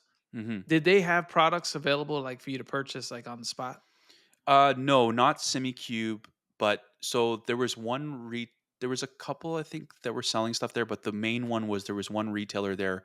They're called SRS or Sim Racing Shop. They're a Oh, German the ones business. in Germany. Yeah. Yeah, so they had like their own sort of little shop in the center of the hall, and you could go like they had I think they had some active pedals there. I'm not sure, but they had a bunch of GSI wheels. They even had VPG wheels there for sale. They So probably a in partner reality, or you dealer could or go something. try a wheel somewhere and then go to SRS and walk out with that wheel, which is really cool. And a lot of people Yeah, were that's doing cool. that. A lot of people were like, I came here because I want to try the GSI whatever wheel, and then they're like, "Yeah, I like it. I'm gonna go buy it from SRS because if they live in Germany, because if I was to Well, it's buy right there, something, and. yeah, if I was to buy something big like that and try to bring it back, like I'm still gonna end up having to pay customs if I'm honest, and so yeah, but you could technically do That's that cool to there. have the ability to do that if you lived Yeah, in Germany or local area. I I think it would be mean, cool to see in the future if they had more retailers there to you just actually be tell able customs to. it's a toy, bro. I mean, Yeah, it's yeah, like I mean, I it came it back with some stickers and labels and extra cables that I needed from certain people, and I just throw those in the bag. I mean, yeah, I mean, it's not like you're gonna make a profit off this thing Yeah, if you buy one thing. yeah, That's just my opinion. Customs, yeah, don't come after me. Don't come after the Chicane Podcast. yeah, We we're yeah. law I abiding don't want to lose my citizens on the Nexus show. card, please. So if you're listening, don't take my Nexus away. I need it. Um, There you go. but yeah, I mean, to answer your question, no, like you couldn't necessarily buy it. Like a lot of these hardware I companies. think they should, man. Like Well, how awesome it is for It's you to. you'd It's have kind to of like you. store those products somewhere, right? That's the Yeah, you problem. can have a limited amount. I Yeah. mean, let's say you go and test drive a car. You're like, I want the car. They're Yeah. like, all right, just order it from the website. Wait a week, and you're like, man, I want it Yeah. now, right now. Yeah, I mean, just a couple wheels, Yeah. pedals, you know. But Just a few of them, and then they'll have like a sale. Like, all right, because you're buying it from here, then we'll give you 10% off because you Yeah. came here I and think you. SRS was doing something like that. Like Uh, I think they clearly had some show specials. I think they're linked up as like the official retailer of the show somehow, but it would be cool to see more ability to buy I think different so. things at the show Make it for more interactive. for sure. But yeah, I mean, it was everybody that was there kind of had their own mission, and then there was a lot of people that I just talked to that were like completely new to sim racing. They're just like, you know what, we've been thinking about. It would be like I met like a father Oh and wow, and brand new. son who were Oh, like, I go, so what brought you here, guys? Here, right? I got into a conversation with them. They're like, well, my nice. son said he really has been interested in sim racing, so I figured we'd come here together, try a bunch of things, try to sort of start getting some sense of what we need for our setup, and that's the best place because everything's in one place. And so you could try rigs, you could try chassis. I think like for me the big thing was being able to sit in different seats.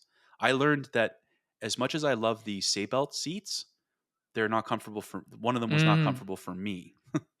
So like they're not built for everybody. yeah, like I'll that tell you. particular one was super tight. But that's the thing. You could go there and you could try the rig that you've been thinking about. Try the 5 different wheels. Like there's huge Hmm. value in being able to do that, and that's And that's like something we don't have over here. I mean, not yet, it but not it's yet, coming. but Something's coming. like it's kind of late because we already went and committed and bought a full setup. But you know what I'm saying? Like that the value in you trying something out before purchasing something is hands down the best Yeah, way to sell a product. I yeah, mean, period. If you can try it out, you will buy. Trust me, because even if you didn't have technically the desire to buy something, it happened to mhm, me in Japan many times. I just came back yeah, and they were telling me, "Hey, try this sake out free." And I try the sake; it's delicious. I'm like, "All right, give me a bottle." I wasn't even trying to buy the damn yeah, bottle. I came in there for something else. You know what I mean? And I know that's totally different from sim racing hardware, but it's the same principle concept. So I do have a question on the daily activities though. yeah, What was the like start and end? Like how many hours we're talking Friday and yeah. Saturday? So I did pretty much a full day. So the show opens at 10 a.m. every morning, right? And it's not like I could get in there earlier. Like I just wait outside until the doors open, kind of thing. So Or I get a did. good breakfast, bro. You know. Yeah, I had a nice breakfast before, and then we got there. We got there like I wanted to have a full day for me personally, right? To like, I mean, this is Get everything you can out of why I it. went to Germany, right? I'm like, I had my dad on a strict schedule. I'm like, Dad, we need to be there minute the doors open, I need you and up and at 'em, bro. Up because and he at was 'em. my cameraman, so my dad was my cameraman Oh, on Friday. snap. I had to put him to work a little bit because that was one of the things I was stressing out about the show was like if I jump in a rig and start driving, like who's filming me, right? Like if I went on my own, that would have been kind of difficult. I probably would have had to bring like a tripod or something to have yeah, behind me. So like having my dad there, I had to give him a quick training in camera skills. I'm like, don't yo, move the camera too much. yeah, He was pretty good. His video, like a lot of the YouTube videos you'll I watch, would have never guessed that, bro. that's my dad filming. So thanks, Dad. it's like, He listens to Dad, these don't screw this up. podcasts It's when I'm on it, important. so he's Oh, listening he for sure. does. Oh, okay. Yeah, All he right, man. listens to Well, the shout first out interview. to the Shout out. sim racing's father, Yeah. the Uh, cameraman, but the anyways, goat. so like to answer your question on the schedule, it was like 10 a.m. to 5 o'clock. I was there on Friday, like full day, That's a right? full pull. Yeah, and I did the same. I think I left a little bit earlier on the Saturday. I think I did a 10 a.m. to 4:30 or whatever because Okay. I was pretty zonked at that point. Um, Yeah, it's like a full workday almost. Oh my Yeah, god. but I mean, I could have stayed there longer. Like I said, I could have probably filled the third day too. But yeah, there's lots to see, right? And I had to move quickly through some things. But my focus was really for me personally, because like I said, I wasn't there to try a whole bunch of things. I've tried a lot of things there. I have a lot of those things at home. So for me, I was laser focused on, okay, what hardware have I not tried that's here that I Yeah, can you had put that my hands advantage. on, get Yeah. some first impressions to kind of help shape my experience, and then focusing on the new products and like AC, Evo, and these things that I know people are going to be interested to hear about when I get back. So I had a very specific focus on that. But I mean, as a sim racer, I wanted to try some fun things like, I wanted to try a bunch of different motion systems because I feel like motion's still in my future when I can afford it. So I wanted to have a few different experiences to kind of see what other technologies out there, because that is a thing where you're not going to get an opportunity to try like 7 different or 10 different types of motion systems in one place. So I got a good sense of a few different products while I was And there. in short, just in short, Hmm. do you need motion? You don't need a lot of things. You want these Ah, things. come on, man. Um, That's a very diplomatic answer right You there. don't no, I need mean an it's active fun. pedal. Look, it's Let fun. Like I gotta admit, so Gotcha. a couple of the setups I got into. So for example, like one of my highlights was the experience at the VPG booth. So VPG had partnered with Novus Racing Simulators, and they had this really cool custom built chassis that they had made with a full motion system. I don't know all the specs on the actuators or anything. I can't remember, but it was so fun. Like, I mean, for me, it's that extra layer, just the feeling the car move and the suspension and really feeling the bumps. Like you can get all that with haptics. And I talked about the belt tensioning system, which I think is more useful from a sensing speed feedback. But yeah, it's a blast. Like motion is a blast. Of course I want it.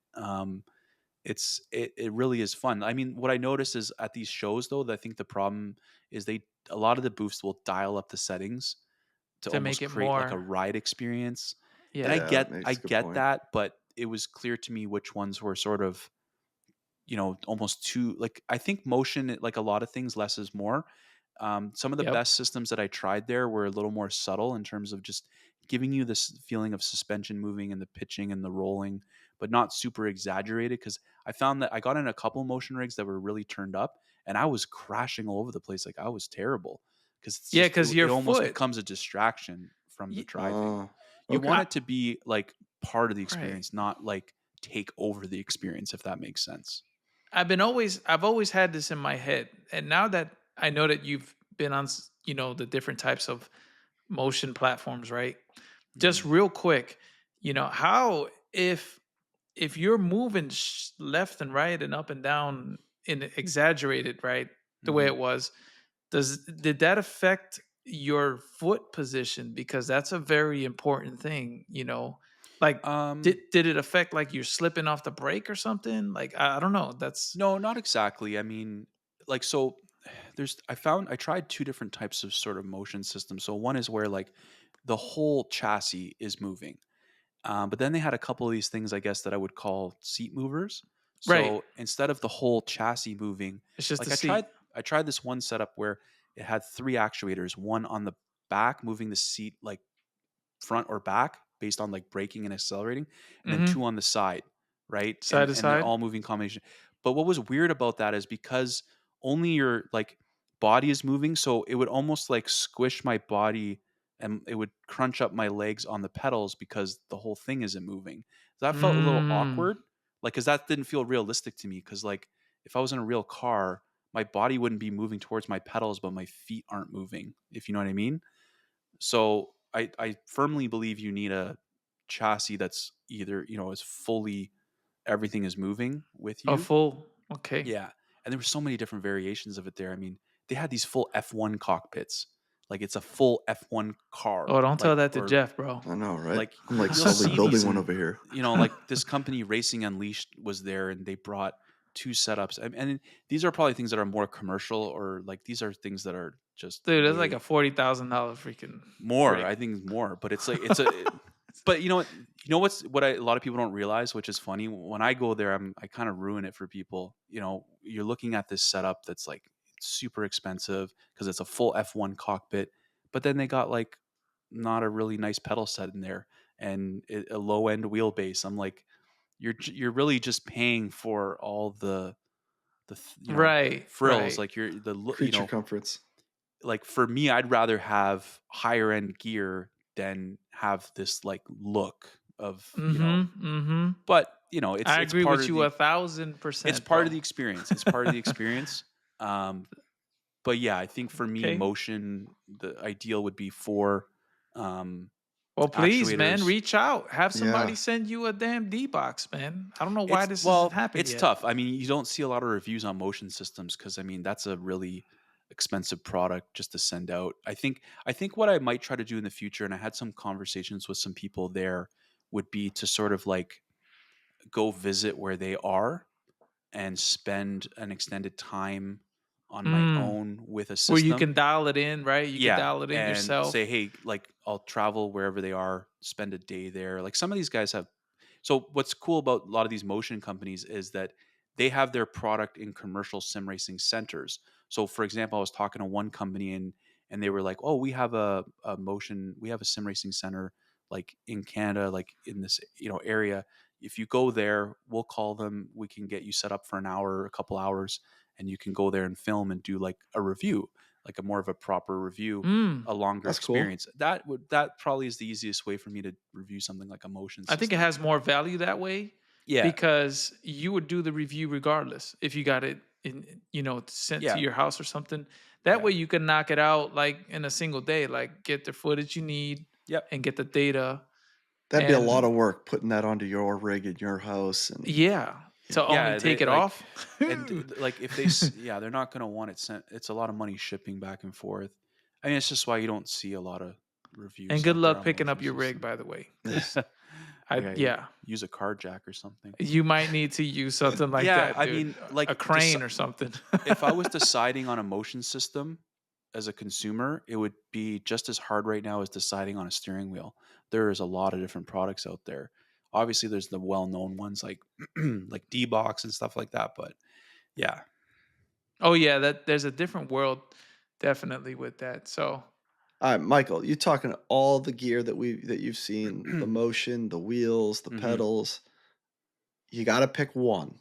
What was your favorite piece oh of my god, hardware oh, so hard. that you thought? I mean, you could go favorite. I'll let you decide. Your favorite or the most um, pushing the envelope or moving the sim racing world forward. Okay. What was one that you walked away that you were like, wow? Yeah, I think there was a lot of things there that were there was not a lot of things that were like, wow, this is groundbreaking. Like I would think that last year or whenever the year that was that the active pedals were first announced, that would have probably been a highlight for everybody, right? Because that was like a new thing. This show was interesting because I don't think we saw anything like as like new and groundbreaking as that. I think what we saw was a lot of evolution and refinements of products. mm, We saw sim racing companies' ecosystems grow where they added products to the ecosystem. I think for me, um, yeah, like there's a few companies that I get excited about. One is Bavarian SimTech. And like my highlights are going to be very different than others because I'm excited about smaller things that maybe not everyone are. But they had this like control center button box there, which is it's very much looks like the precision engineering pro switch panel, but yeah. they sort Okay. of like put their own spin on it and took it a little bit further with these like they took the multi-selector rotary knobs from their wheels, which allows you to sort of select the function and then that dictates what that so you end up getting like 20 inputs out of two. You get double the inputs. Yeah, so Nice. like these little things for me are kind of cool. So I really liked that. I liked their Omega Pro version 2. It's a formula wheel. um, it's a really nice wheel, really nice wheel. I just love the way they do their buttons and their lighting, and everything just feels really top notch. Just the design language for me speaks to me personally, and I think for a lot of people. So that was definitely a highlight.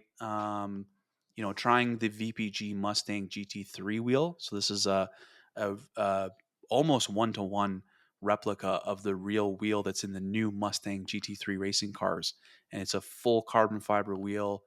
It's not going to be cheap for sure, No, but it's not. it's a very cool wheel, and like I said, the experience trying that with the Novus Racing Simulator motion rig was a really cool combination. Like I'm driving the Mustang GT3 with this replica wheel, full motion, and there's a Mustang Dark Horse car like behind me, so that was kind of cool.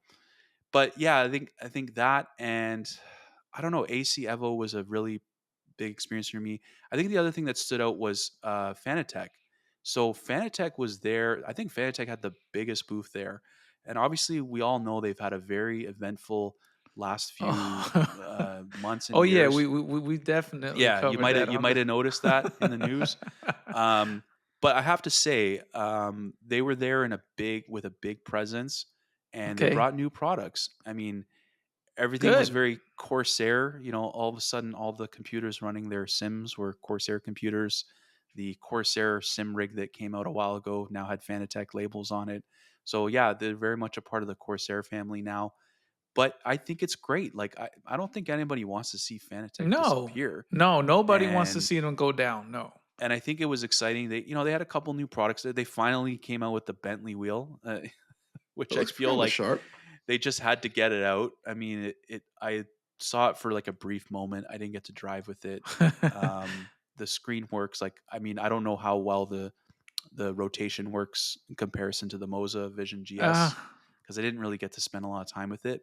There was like people crowded around that wheel, and then they came out with like a Porsche Vision wheel, which is almost an exact replica of the, well, it's a fake car, but the Vision Gran Turismo concept of mm, steering wheel. So okay. and it's officially licensed Porsche wheel. So, anyways, it's just good to see that they have new products there. Um, but yeah, I think those were some of the highlights for me personally.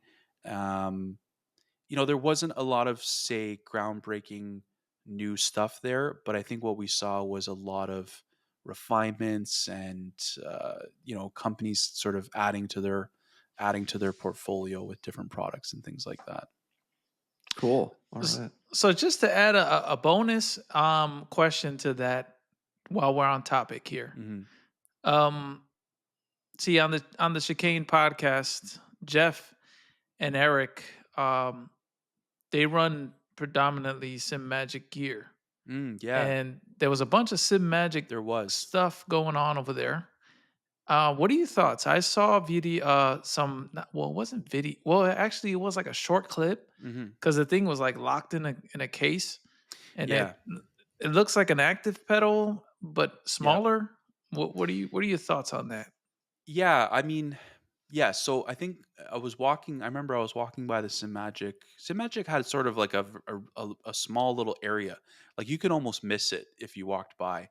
Um, and same with SimLab, which they had a new wheelbase there, which I should mention that as well. We'll talk about that after, because I almost forgot about that. But SimMagic had, like, there was this little case, little just plexiglass case, and they had this active pedal looking thing in there, and everyone was like, "Oh, what's this?" Okay, and it was moving, like it was moving and just doing on repeat. Um, Like a it's loop. It looks Yeah, like it and it's was on sort a of weird loop. because it looks really tall, like the actual like assembly, I guess, or the Right. actual. I didn't think of that. It does look It's sort really of weird, tall. and like I said, I couldn't see it close enough, and unfortunately, I didn't get a chance or time to talk to somebody from Simagic about it. I wish I Mm, had. It just, okay. like I said, it was one of those things that I just meant to do, and then you get sidetracked. But I Only see. first time. they I, didn't have it, like you couldn't go try it. Like it looked like it was probably some it's sort a of an concept or something. early prototype, or it might be Yeah. close to release, but maybe it was, if you can't try it there, that tells me that it's not super close to final release. Mm, um so they're obviously, they had some cool things though. They had this thing that I thought was really neat, where it's this little DDU screen, and with magnetic magnets, you can put it on a wheel, so then you have like a wheel with a dash display, and then you can grab it, take it off, and put it on the wheelbase. So if you wanted to like switch to a different wheel and still use the DDU, you could just yeah, I like thought move that this was thing. cool, man. Yeah, and it would just, you would slap it on, and it would just automatically turn on again and sync up. So like, yeah, little like that's the thing. Like, if I could sum up, it was a lot of little things like this here and there, but nothing like as like groundbreaking, like huge. Oh my god, this is the craziest thing in sim racing. Like this wasn't the year for that, you know. But there Oh, was little things like that, and I think Okay. Sim Magic had some new wheelbases too, but I don't have a ton of info on those. But I'm yeah, pretty sure we'll hear more soon, because if they revealed something like that, that means that they're showing people that we have something in the Yeah. market to rival, or because it's mid-range, so they're Yep. after that target of mid-range, like, hey, we can get you an active pedal. Here's my prediction with pedals. So, like, let's go back several years, when load cell pedals first came out. And then now, like, load cell is like, that's like the norm. That's like a bare minimum for a mid range pedal set. I predict that, like, we're in this beginning, like, active pedals is going to sort of become the standard of sim racing pedals. And at some point, all sim racing pedals will have some sort of active component to it, right? Because I think, yeah, Simucube was just the first to hit the market with it with a product. There might have been companies that already had a working product in their, Hmm. shop that we never saw, and just Simucube was the first one to get it out for sale. But I think, like, an active pedal in some variations, we're going to see different price points. We're going to see different ways of implementing it. But I have a feeling that active pedals will sort of become like the It new needs to be, bro. The new norm. I'm the new telling you, norm, and I think that's where it's going. you got I to think. try it, people. If you're listening, watching, go out and give this a try. They have a 30-day return. Hmm. I'm telling you, man, it's worth your time to I bolt mean, this thing down. I think competition in that realm is like the key, because it's just unrealistic for people to think they're going to spend, what's the active pedal right now, the Simucube, Hmm. 1,500 bucks, Yeah, 1,200. yeah, That's a for one. lot of money. 17. Yeah. 17. That's a lot of money for people to spend on one item. I mean, you go on the forums on those pages on Facebook, and people are saying, "Hey, I got 2 grand to spend on a rig. Where Yeah. can I go?" So like the competition will lower that prices. Like the TV technology over the past 5 years. So Yep. I think it's a good thing for everybody. Competition. Yeah. I had a football coach back in the day said competition is what makes America great. Yeah. No, I mean, like, not everyone's going to need, like, the max force, even of, let's say, the active pedal pro. So they brought down, the max force a little bit. Right. Like, I think the sacrifices are not that big of a deal for the better price point. But then we're going to see other pedals that are going to say, no, no, we're going to go even lower, for, if I you hear don't need Jeff's that much point too. brake I force. do. Yeah. I agree. I hear it, because you're not going to start off with a $1,700 pedal. Hmm. Right. That's ridiculous. Why would you do that? You're making no sense right now. And the more we have on the market, yes, but it depends. Like, what kind of setup are you after? Are you after a top end setup? Are you after a mid setup? Or are you after a budget friendly? I don't want to say low, because you know every setup is different. Everybody has their budget, and I have to respect that. I can't expect people to go out and purchase something like this. Hmm. I'm just telling you that I love the thing. That's all I'm Yeah. saying. I mean, everyone that I've talked to that has one, I haven't talked to It was anybody yet worth it for me. that regretted buying it. And, So, and at my stage, right? Because I already yeah. have a full setup. I already Yes. have everything. Yeah. What's the next thing for me? And that's the question you need to ask yourself. Yeah, I think that's the active pedal, right? You've been in it for a while. Your setup is, Mhm. you know, almost perfect, and It's never it's that perfect. next step. That next step. We're Yeah. never done, Yeah. bro. It's cool. And I think, yeah, I think, like, we see these other options coming out, it will start to become more affordable, more norm, where it won't have to be such a huge decision. It'll just be a sort of logical upgrade. So yeah, it's changing. That's what I kind of picked up on. All right. Yeah. No, go ahead. Go ahead. I Finish was it just up. gonna say, I think next year and the years following, we're gonna probably see some more companies there with active pedal iterations to try. Michael, what do you know that you're not telling us, man? Yeah. What do I don't. you You know? always think I have top secret information. I don't know that Bro, much. you just revealed to us earlier that you knew. I did know about the Active Pedal Pro because Damn it. He's beforehand, got but I mean that's NDAs on file. yeah. I know I've he I've does. signed a He's few NDAs now. I mean now I can talk about the Active Pedal Pro as much as I want, but no, I mean we can maybe that's a good segue to talk about what's next in terms of the Sim Expos. There was some news that was dropped after the show finished. okay. So I think the exciting thing is, so I knew already about one show that was happening in the US. A gentleman reached out to me a little while ago, It's the Sim Gaming Expo. It's going to be happening in Chicago. What are the dates again? I think it's I'll have to pull those up, Yeah, we but could put the links we'll put or it in in the the link. description. Sim Gaming Expo is going to be in Chicago, and this is going to be a show that is for all simulation. So it's not just sim racing, it's going to be flight sim, I don't know, farm sim, truck sim, whatever you're into. The idea is that it's going to be a place for companies to showcase all their simulation products, and for guests to, if you're into flight sim and sim racing, you would be able to try everything in one place. So that's happening in Chicago. But then the news was also dropped that along with, they are doing the ADAC Sim Expo is going to happen again in Dortmund, Germany next year. Same dates, I believe. But there's also now going to be another sim racing show in Austin, Texas in early March. And it's Mm. going to be sort of part of this South by Southwest music Uh, festival in some way, as Oh, another sort of okay. attraction That's in feasible for us in too Austin. now. Yeah, it's very feasible. It's much more It's feasible for me central. You know what I to mean? For a travel to lot of the people. US. Yeah. Right. Um, I don't Because know a whole Dallas, lot of Dallas, you said Dallas, right? Sorry. Austin, Austin. Texas. Yeah. Well, Dallas is a hub, and it's not too far from Yeah. Austin, I don't think.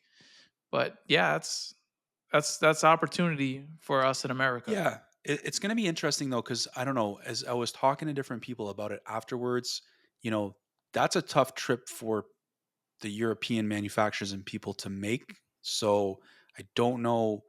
I don't know what scale that show is going to be like. I already talked to a couple of creators and other people that have already said I can't do it. Like I'm not going to do it. So I don't know. I think I have to decide now next year with 3 sim racing exhibitions. Like, Oh, what do I do? Like, I mean, I left this conference going, I want to go every year, right? Because I think this one is still going to be like the one for a while, because it's like literally everybody is there. Like every company you could think of I is there. The only company that wasn't there was Moza, which was weird. But okay, um, listen. This is how I feel about it real yeah, quick. I think you need to be at the ADAC every year because yeah. realistically, the European market is where it's at for sim Yep. racing and for Mhm. racing. Period. Half this rig is European. Yeah. Yeah, it's just Easy. it is what it is, Easy. right? Yeah. Yeah. And I think that's going to be always my goal, to try to go there every year. But I'm going to be going to this one in Chicago. Um, I Okay. think I want to support that show at its early stages. I think it has a lot of potential. Um, so we'll see. We'll see. I don't know what to expect yet, but from my conversations with the organizers, they're pretty far along right now. They've got some commitments of people on board. So, and like I said, Chicago, that's an easy trip for me to make from Canada. That's Well, not this is good news though because it can crazy. only get Yeah, better. I think it's great. Honestly, ADAC should release what do you call this? They should have like a chapter or something to Yeah. have one show in Europe and then have show in America because let me tell you, it's not as popular as it is in Europe, but Americans, we have a big chunk of Yeah. the sim racers are here in America. And it's And not And I hard that's to think that's probably the travel between biggest states, untapped right? market. yeah, it is untapped, Jeff, because the only American company that I know of is what was their name? They make wheels. GSI. GSI is Yeah, American. they're from And they're from Texas. yep. So I mean, they would be all over that. Yeah. Trust me. They would be all over it. Oh yeah, Um I think I talked to him there. It's that's an easy for them to go there with a couple of wheels. Like, he said getting everything to Germany, that's a tough one. It's hard for these mhm. guys to get all their stuff there. They got to ship containers ahead of time with your setup and all your products Ah and stuff. yeah, yeah. Like It think a like sim lab bringing 6 rigs to the States. That would be a tall drink, a Well tall they ask. well they can get all together and like you know Yeah. yeah, get a crate and just cover the cost together. They can also do that's what a lot that. of people did. So I noticed a lot of collaboration booths. So you saw, like, let's say a wheel maker and then a chassis maker. So I think what they were also doing is sharing the cost of the space, which is really smart actually, right? Yeah. Like, because a chassis maker is like, well, I can't just have a bunch of chassis set up without wheels on them. So And I'm not competing with you in that yeah, market. and it's like, No. so I saw a lot of, there was a lot of that, like Trek and Bavarian Simtech, VPG and Novus. Um, that there was a lot of these little And collaborations you make with, connections that way, yeah, and it because was you cool. collaborate. Yeah. Yeah. Yeah. So they could So do that with shipping. I yeah, they could mean, share a container and ship everything in one container. I've done similar. I've been in Hawaii for many years, and I shipped out motorcycles in a container to go to Mhm, another island and ride the Big Island, and we mhm. would all get together and just have a container filled with motorcycles, and it'll get there in about a week. But I'm pretty sure they can Yeah, figure this out. If F1 can do it, yeah. Well, F1's got bottomless money. I'm optimistic. I think not that Haas team, bro. I don't know. these shows are gonna, in the States, are gonna have to go through the same growth and the same growing pains that ADAC did, right? Like when ADAC's first year was like not a big show, right? And look at them now, 10 years later. So Massive. it's this, the stuff in the States has got to start somewhere. But I think it's great to see, and I think, yeah, I think a lot of people, just based on conversations with people, I think a lot of people are gonna Dude, do let it. them go to Vegas and watch how Yeah, you, Jeff, Eric, and everybody get that together, would be get in the a place to hotel. do it, right?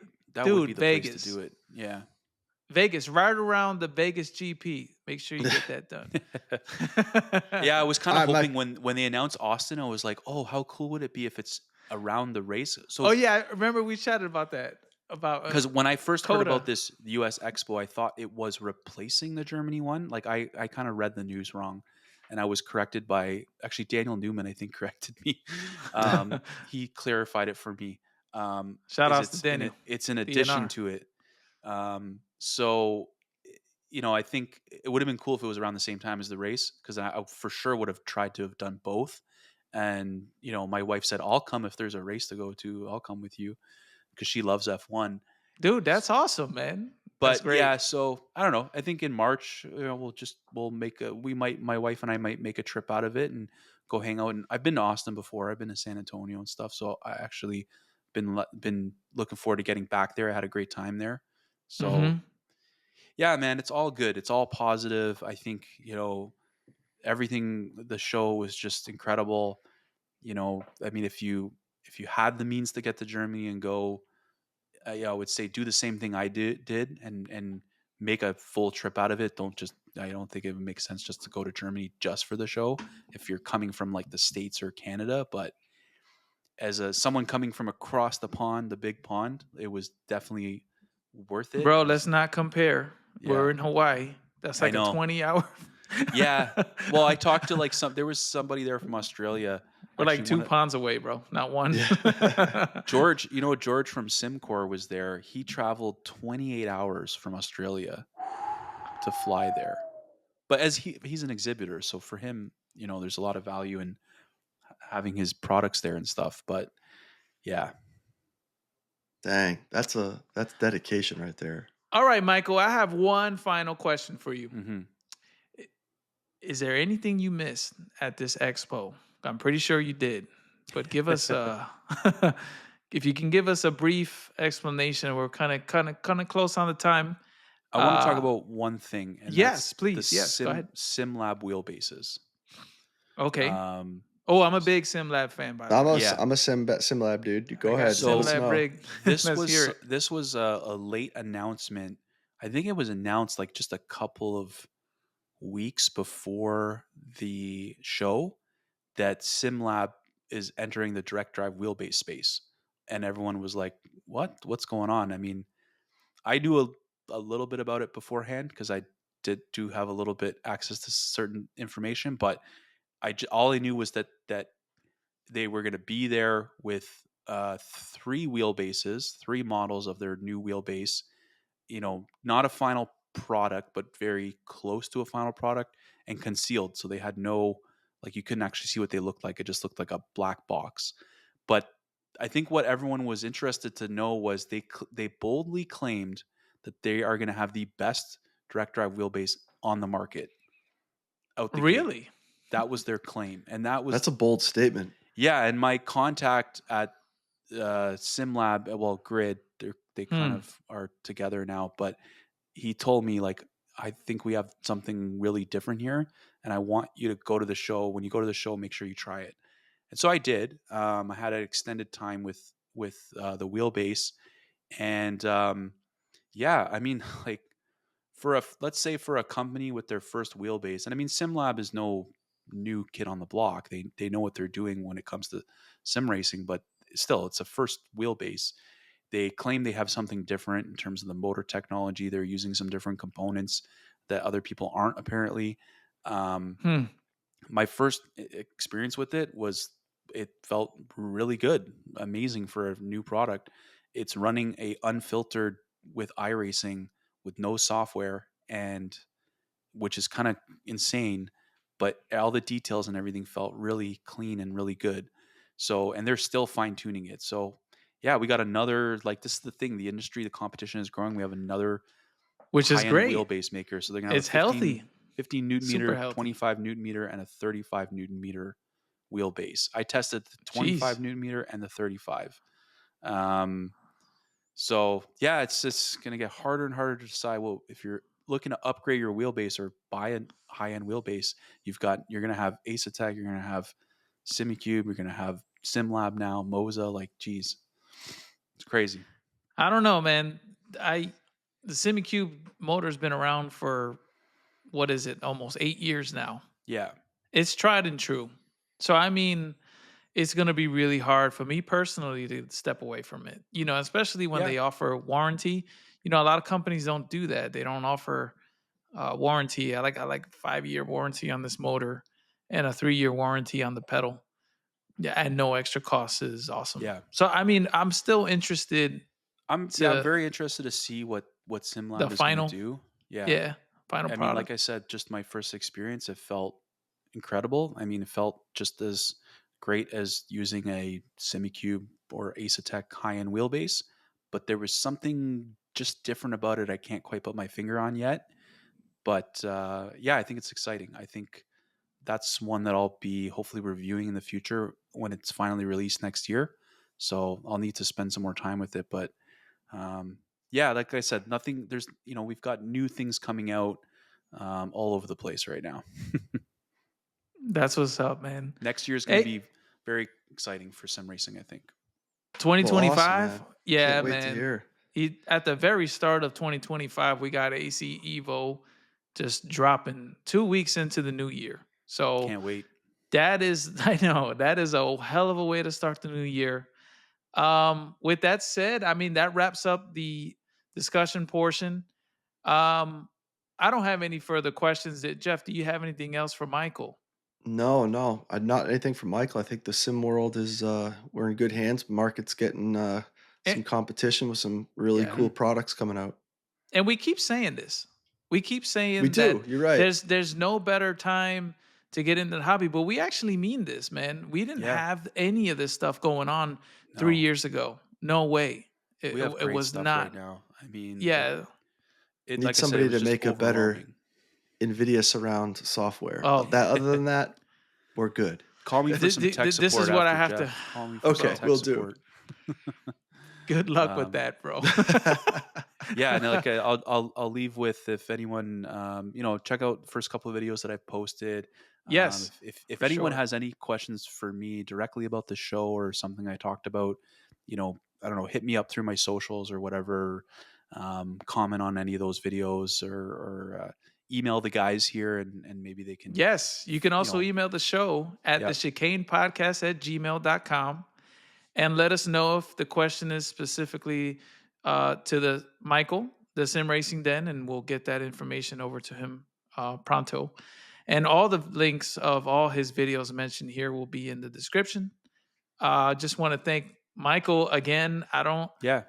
I need to send him I don't know, man, a Christmas card or something, man, because the Some couple man, Hawaiian pineapples or something. I don't know. some Hawaiian pineapples. Nah, you don't need to send me anything. Like I Listen, said, bro, Michael's been a hell of a friend. He's been a He's a hell of good a dude. he's a great dude. He's a smart man and he's honest. And that's the best thing about you is honesty. So by you coming on the show and speaking on your thoughts on everything, it kind of gives me a better yeah, warm and fuzzy about AC Evo Evo, Evo, Evo. Evo, and now we're learning about new hardware hitting the market, and Yeah. I'm telling you, it's amazing. I want new stuff. I don't want to be stagnant. I want to have options, and people coming in, they're gonna have way better options than we did because they Yeah. already do. So I mean, yeah, I Yeah. just wanted to say, yeah, go ahead. Yeah, I just want to thank you as well. Like, I mean, thanks for having me back on. I think it's been a blast. I love talking to you guys, and yeah, I'm just so happy that we've kind of developed this friendship over the first interaction, and yeah, I think it's awesome. I mean, that's what this brings us together. I mean, that was the thing that one of Yeah, the experiences from the show was, making some new friendships there and meeting people in person, and yeah, dude, I've hopefully, made a ton of friends. my a goal for me would be for me to hang out with you guys, have a drink, and maybe in Austin, and look at some sim racing stuff together. That would be cool. That Oh, So, would hell be yeah. awesome, bro. maybe we Or can Vegas. make I'm or praying, Vegas. You're all about the Vegas. bro. I think Let's go. Jason, you need to be the one that organizes the show in Vegas. Like you keep Oh my talking about god. Vegas. I think you Well, should take that on. I need to talk to my accountant or something. Yeah. I just wanted to yo, dude, seriously, you Yeah. have been I mean, Eric missed it. Eric's out doing his own thing. So shout out to Eric Kelly. Yeah. He's Sorry I a missed you, Eric. Maybe I'll see you dude. next Eric's time. such a big fan, and you mentioned meeting people, Yeah. and I'm telling you, you guys need to check out the SimRacing Den setup Facebook page. I've met so many friends when you speak about. I've Mhm. met so many cool people and so welcoming. Uh, I post things there more than my own Instagram. I noticed that. Yeah. And people don't I know was this. like, wait a minute, I need to. Jason's helping me with some moderation there. I kind of voluntold him to he's helping me out a little bit, whenever he has time. So It's the least I could do, appreciate man. that. And you know what? I actually enjoy doing it. Yeah. I love finding those posts and shutting them down and like, look, this is what I found. And then Yeah, straight up, we're trying to keep it really friendly. It's difficult, Civil. keep it there's clean. gonna We're there's keeping gonna it be some clean. bad apples there, and we just try to use our best judgment. I mean, we're not trying to, shun anyone away from it. It's just No, of course we not. have to use our judgment, try to keep the conversations healthy and positive, and yeah. So it's cool. This community is growing. The industry is growing. Dude, No better time to be a sim racer right now. that group is awesome. I had a guy, I Mhm. posted a trucking video. I might have been a little under the influence a little bit when I was posting the truck video. Because if you know me, if you know Jason TGSR, if he's trucking, it means something. It means I can't go too fast. And this guy was like, dude, your game is so sick. My game doesn't run like that. So I took a few screenshots of my config file, sent it to him, fixed it right Mhm. away. That Cool. made my day right It's there. I amazing. was like, yeah, amazing. Yeah, the guy That's was super that's happy. He was like, oh man, I looked high and low. And I was like, dude, I understand because, you know, I've had this issue and I have to search Reddit and the Mhm. forums and do a control F. And that It's doesn't not always fun. Yeah. no, That's the it best doesn't part always about work. it, man. No, Yeah. I love chatting with you guys. Thanks for letting me crash the podcast again.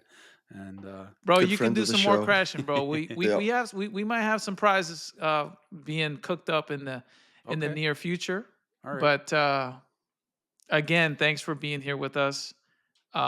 Thanks for sharing us your experience with your dad, which is awesome. Shout out to your dad if he's listening or watching. He So is. He will be. yeah, Yeah. thank you so much for making the trip and the way you made it and getting Sharing the your data. experience. Yeah, thanks for letting Yeah, me share. It's been buzzing about it still, and so it's cool to talk about it again. So thanks, Hell guys. yeah, man. Yeah, man. And if you guys want to know more, check out the SimRacing Den's channel. We'll leave Yep. the links again. And if you have questions, email us at the Chicane Podcast at Gmail. If it's a question for Michael, I will get that to him, promise. And with that said, have a great start of your week. Thank you.